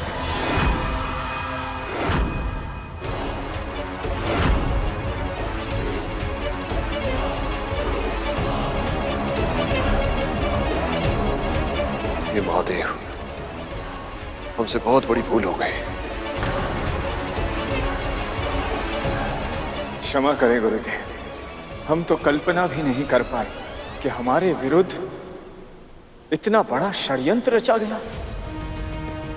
गुरुदेव, अब आप ही हमें बताइए कि हम क्या करें। कुछ नहीं,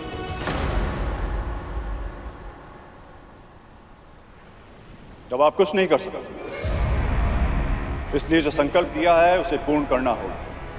विष्णु और लक्ष्मी का विवाह समाप्त होने तक की प्रतीक्षा कीजिए और उसके बाद पुनः मंथन के कार्य में जुट जाइए। पर इस समुद्र मंथन के साथ साथ एक विचार मंथन भी अपने मस्तिष्क में हर क्षण करते रहिए कि असुरों को अमृत पहले कैसे प्राप्त हो।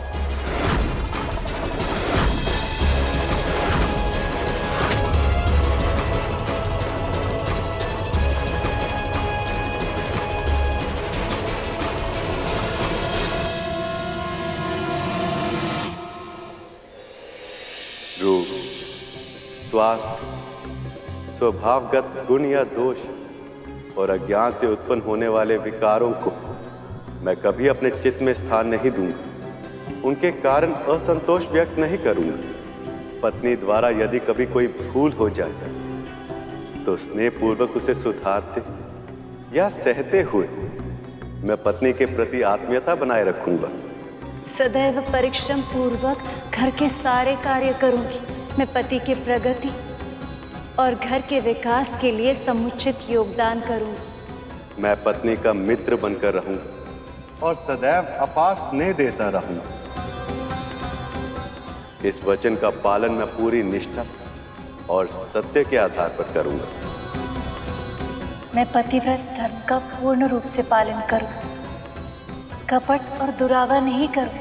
पति के आदेशों का अविलंब पालन करने का अभ्यास करूंगी। जिस तरह से पत्नी के लिए पतिव्रत की मर्यादा का निधान है, मैं स्वयं उसी दृढ़ता से पतिव्रत का पालन करूंगा। चिंतन और आचरण दोनों में पर नारी के साथ वासनात्मक संबंध का विचार भी कभी नहीं आने दूंगा। मैं सेवा, स्वच्छता और प्रिय वचन का सदैव पालन करूंगी। ईर्ष्या और कुड़न से दूर रहूंगी और सदैव प्रसन्नता बांटने का प्रयास करूंगी। पत्नी की प्रगति, सुख और सुरक्षा की व्यवस्था मैं अपनी पूरी शक्ति के साथ करूंगा। किसी के सामने भी पत्नी को लांछित या तिरस्कृत कभी नहीं करूंगा। पत्नी होने के नाते मेरे पति मेरे लिए देवता स्वरूप यही मानकर और सारे मतभेदों को भूलकर मैं सदैव आपकी सेवा करूंगी। कभी आपका अपमान नहीं करूंगी।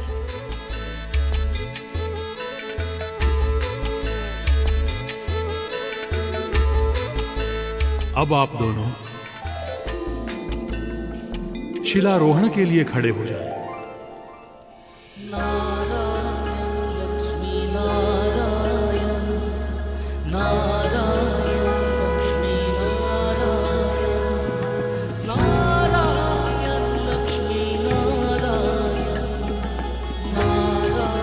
हम दोनों ये प्रतिज्ञा लेते कि शिला की तरह स्थिर रहकर हम सदैव अपनी प्रतिज्ञाओं का पालन करेंगे। हम दोनों ये प्रतिज्ञा लेते हैं कि शिला की तरह स्थिर रहकर हम सदैव अपनी प्रतिज्ञाओं का पालन करेंगे।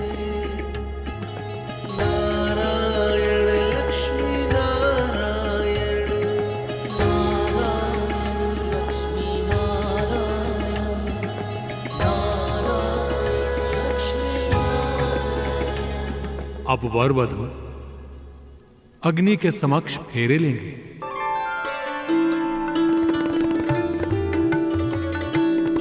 माँ, ये सभी फेरे अग्नि के सामने क्यों लिए जाते हैं? क्योंकि अग्नि सूर्य देव का प्रतीक है गरुड़, और सूर्य देव से अधिक इस संसार में घटित हर कर्म का साक्षी और कौन हो सकता है? सब कुछ देखते हैं सूर्य देव। इसीलिए उनको अर्थात उनकी प्रतीक अग्नि को ही साक्षी मानकर विवाह किया जाता है गरुड़। अद्भुत। ये जानने के बाद तो मैं स्वयं को और अधिक सौभाग्यशाली अनुभव कर रहा हूँ, क्योंकि अग्निदेव और सूर्यदेव मेरे बड़े भाई हैं।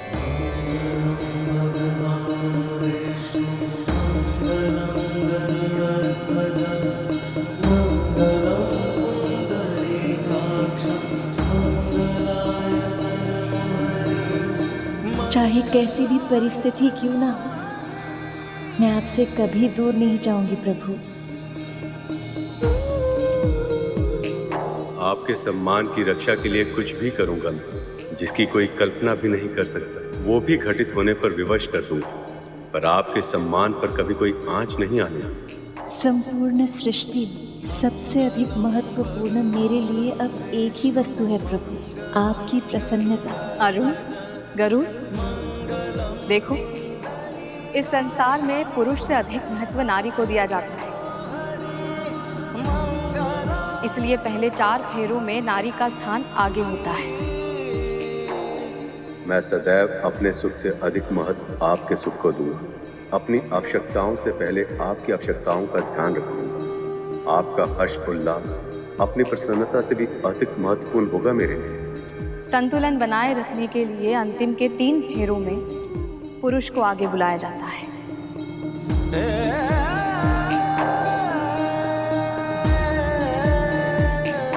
वैसे तो मैं आपके ऊपर कोई संकट आने ही नहीं दूंगा, पर यदि विधि के विधानवश आ भी गए तो आप तक पहुंचने से पहले उसे मेरा सामना करना होगा। जो आपका अहित करेगा उसके सामने चट्टान बनकर खड़ा हो जाऊंगा।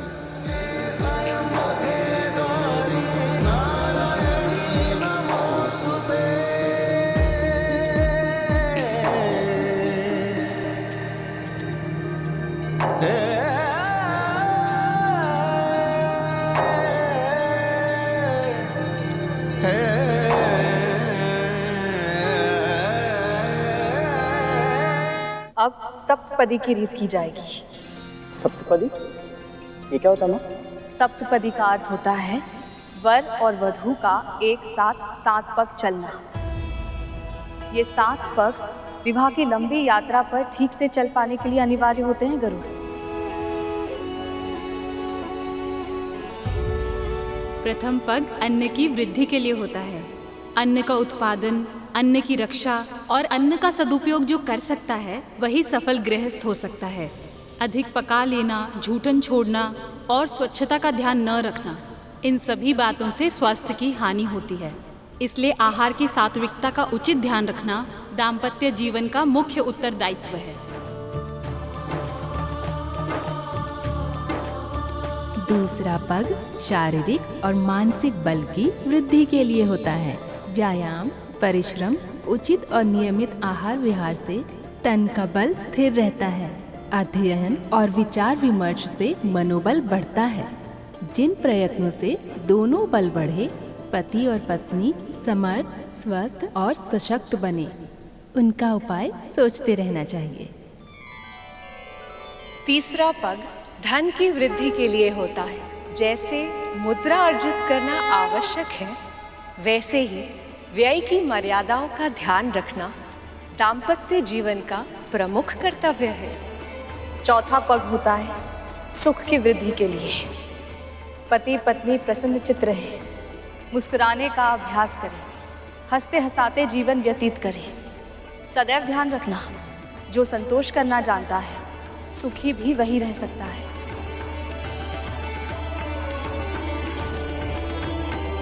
पांचवा पग परिवार पालन की नीति सिखाने के लिए होता है। छोटे बड़े सभी के साथ उचित व्यवहार किया जाए। आश्रित पशुओं, सेवकों और दासों को भी अपने परिवार का अंग माना जाए। उन सभी आश्रितों की उचित देखभाल, सुरक्षा, उन्नति और सुख शांति के उपाय अपनी पूरी क्षमता के साथ किए जाएं। यही इस 5वें पग की शिक्षा है। संतानों को जन्म देना स्वाभाविक है, इसीलिए दाम्पत्य जीवन में उसका भी स्थान है। परंतु इन कर्तव्यों का निर्वहन करते हुए भी मर्यादाओं का पूरी कठोरता और सतर्कता से पालन किया जाना चाहिए। यही इस छठे पग का संदेश है।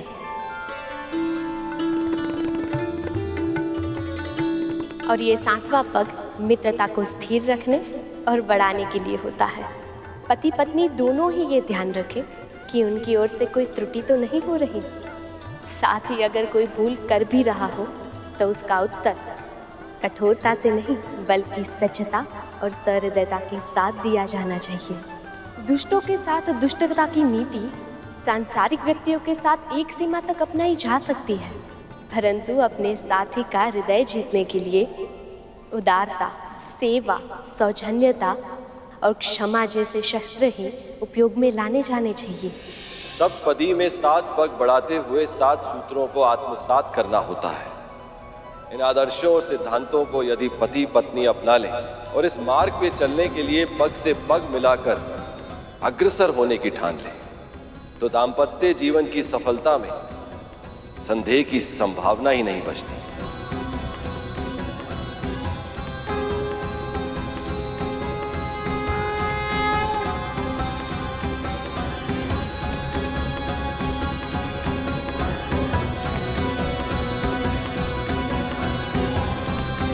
सप्तपदी होने के बाद ही अर्धांगिनी को वामांगी का अधिकार प्राप्त होता है।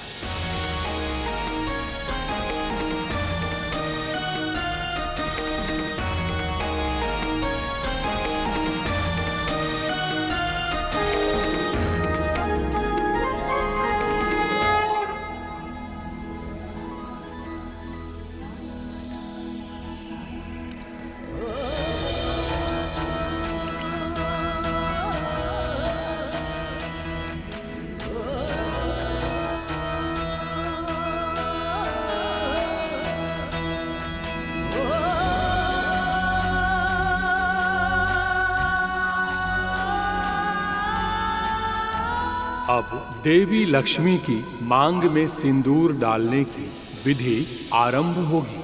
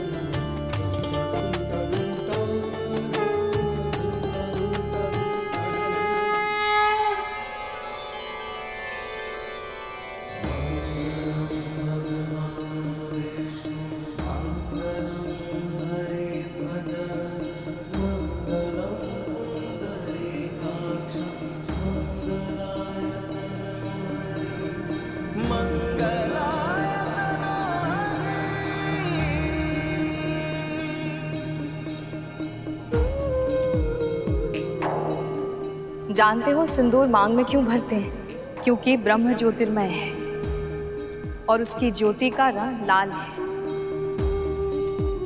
और ये शुभ इसलिए होता है क्योंकि नारी की मांग ब्रह्मरंध्र के ठीक ऊपर होती है। स्त्रियों का ये स्थान बहुत कोमल होता है, इसलिए यहाँ सिंदूर भरने से स्त्री के तल में विद्युत तरंगें नियंत्रित रहती हैं। सिंदूर दान की इस अंतिम रीति के साथ अब विवाह संपन्न हुआ।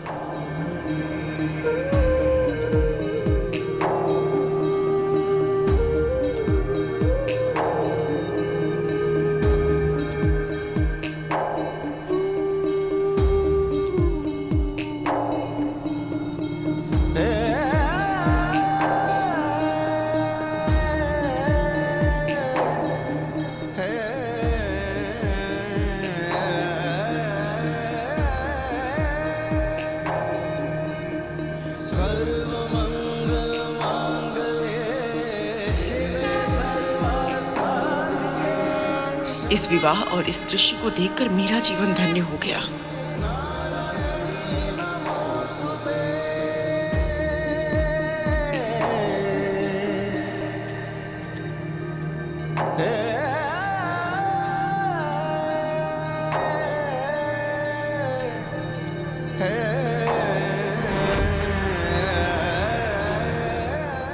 कद्रू, तुम्हारा मुख क्या हुआ? तुम इतना आश्चर्यचकित होकर क्या देख रही हो? क्या हुआ मेरे मुख को? कद्रू, तुम्हारे चेहरे पे दाग क्या हुआ है? बोलो। कद्रू, वो लुप्त हो गए।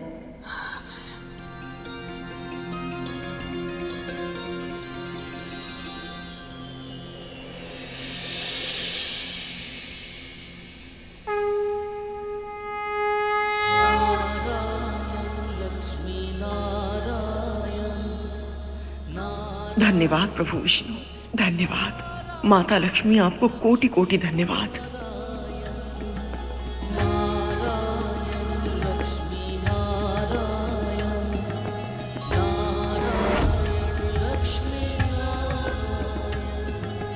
जग के पालक हैं नारायण लक्ष्मी नारायण।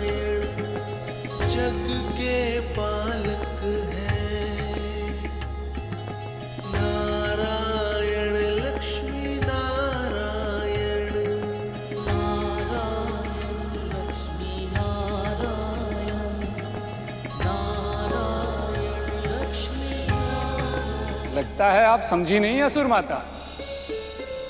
ये महिमा प्रभु विष्णु और माँ लक्ष्मी की है। आज विवाह इनका हुआ है, पर जो अतिथि पूरे मन से सम्मिलित हुए हैं, अब उन सबका कल्याण होगा। नारायण नारायण। सत्य कहा मुनिवर। केवल आज ही नहीं, आज से अनंत काल तक जो भी पूरे मन से और सच्ची श्रद्धा से लक्ष्मी नारायण का ध्यान करेगा, उसके जीवन में सुख, समृद्धि और शांति का वास होगा। उसके सारे मनोरथ सफल होंगे, सभी इच्छाएं पूरी होंगी।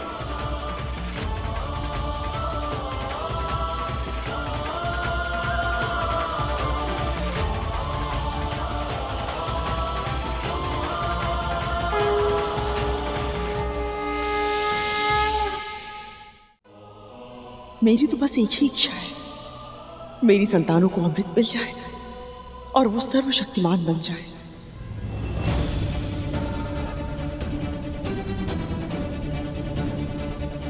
माया का खेल भी कितना अनोखा है, कितनी शीघ्र घेर लेती। अभी कुछ क्षण पहले तक कद्रू के मन में केवल भक्ति थी, किंतु इच्छाओं ने फिर से इसे अब जकड़ लिया। पर प्रभु, जब तक ये अपने दोषों से मुक्त नहीं होती, विंता और गरुड़ अपने दासित्व से मुक्त कब होंगे?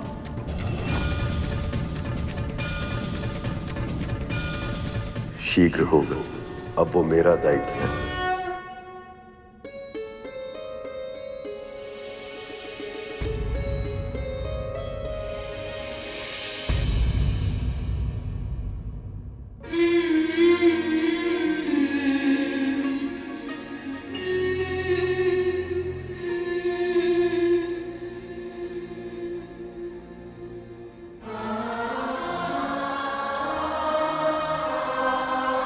रो क्यों रहा है तू? मुझे दासी के इन वस्त्रों में देखकर? ये तो होना ही था ना गरुड़। परंतु क्यों मां? जब प्रभु विष्णु और माता लक्ष्मी के आशीर्वाद से बड़ी मां के मुख्य दब्बे हट सकते हैं, फिर हमें दासत्व से मुक्ति क्यों नहीं कर? किसी और को क्या मिला है और हमें क्या नहीं मिला, ये सोचना व्यर्थ है। मैं अपने जीवन में ये भूल एक बार कर चुकी हूँ, जब मैंने अपने सौभाग्य से प्रसन्न होने के स्थान पर अपना ध्यान कद्रू दीदी के सुख पर केंद्रित कर दिया था, जिससे मेरे मन में ईर्ष्या के महापाप ने जन्म ले लिया था। गरुड़, मैं नहीं चाहती तो भूल कर भी वही भूल फिर से दोहरा दे।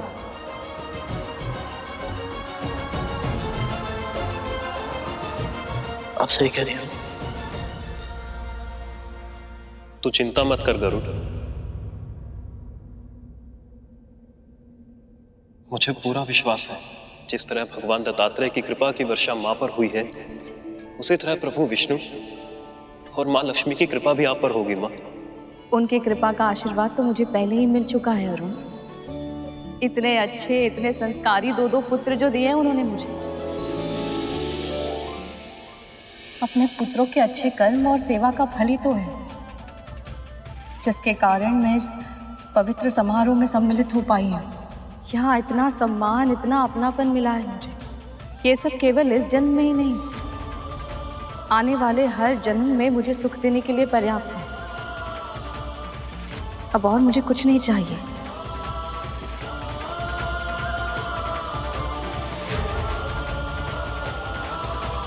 जब आपके सुख का दायित्व स्वयं प्रभु विष्णु के लिए है, तो अब कोई संकट, कोई पीड़ा आपको छू नहीं पाएगी। प्रभु, विदाई के इस भावुक क्षण में हम दोनों की ओर से छोटा सा उपहार स्वीकार कीजिए।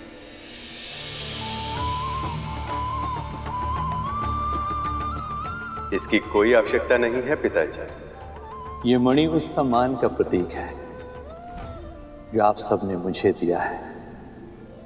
आज मैं अपनी पुत्री के साथ साथ इस मणि को भी आपको सौंप रहा हूं।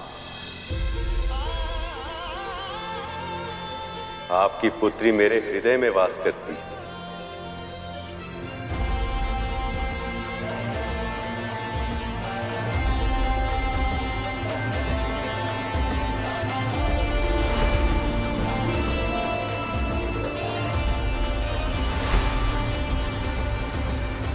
इसलिए आज से इस मणि को मैं अपने हृदय के निकट धारण करूंगा, ताकि देवी लक्ष्मी को अपने माता पिता की निकटता का आभास सदैव होता रहे।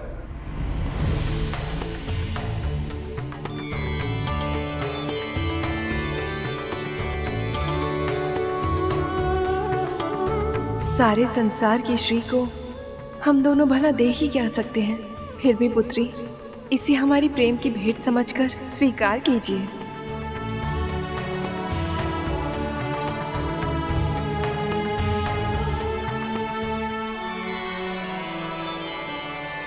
बड़ी विचित्र बात है ना, सारा संसार जिस लक्ष्मी देवी को पाने की चेष्टा करता है, आज मैंने उनका कन्यादान किया है। पर मैं जब देखता हूं कि मैंने अपनी पुत्री का हाथ किन हाथों में दिया है, तो ऐसा लगता है जैसे इससे बढ़कर और पुण्य कार्य कुछ हो ही नहीं सकता। अपनी पुत्री का घर से जाना किसी को अच्छा नहीं लगता, पर मैं लक्ष्मी भी हूँ और जाते जाते मैं इस घर को कुछ देना चाहती हूँ।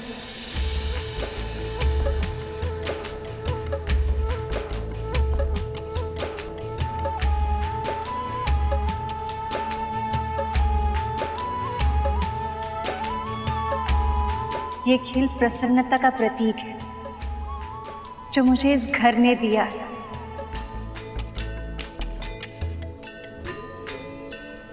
पत्नी होने के नाते मुझे आगे बढ़ना है,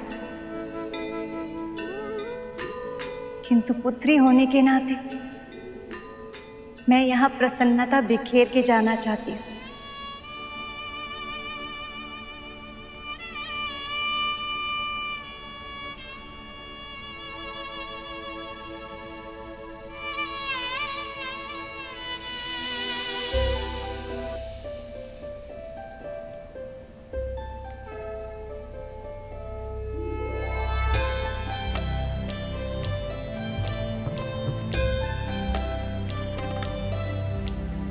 सुमनत वंदित सुंदरी माधवी चंद्र सहोदरी है ममाए, मुनि गण वंदित मोक्ष। जिसका पुत्र स्वयं स्वर्गाधिपति हो, उसे किसी के सामने झोली फैलाने की क्या आवश्यकता है।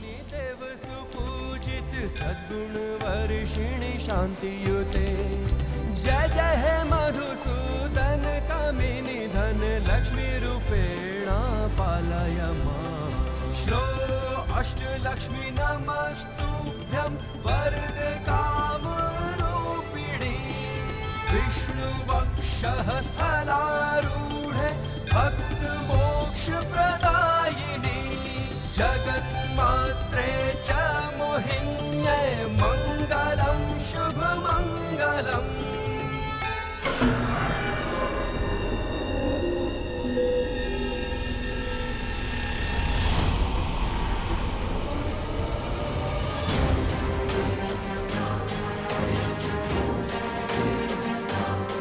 बस एक था ना, इससे क्या होगा।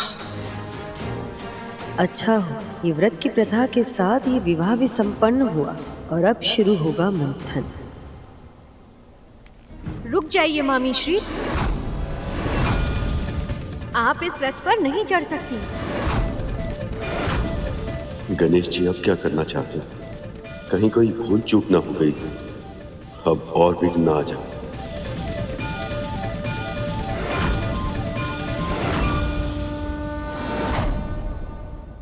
पक्षीराज गरुड़ के साहस भरे कारनामे देखने के लिए चैनल को सब्सक्राइब करें और साथ ही बेल आइकॉन दबाना न भूलें।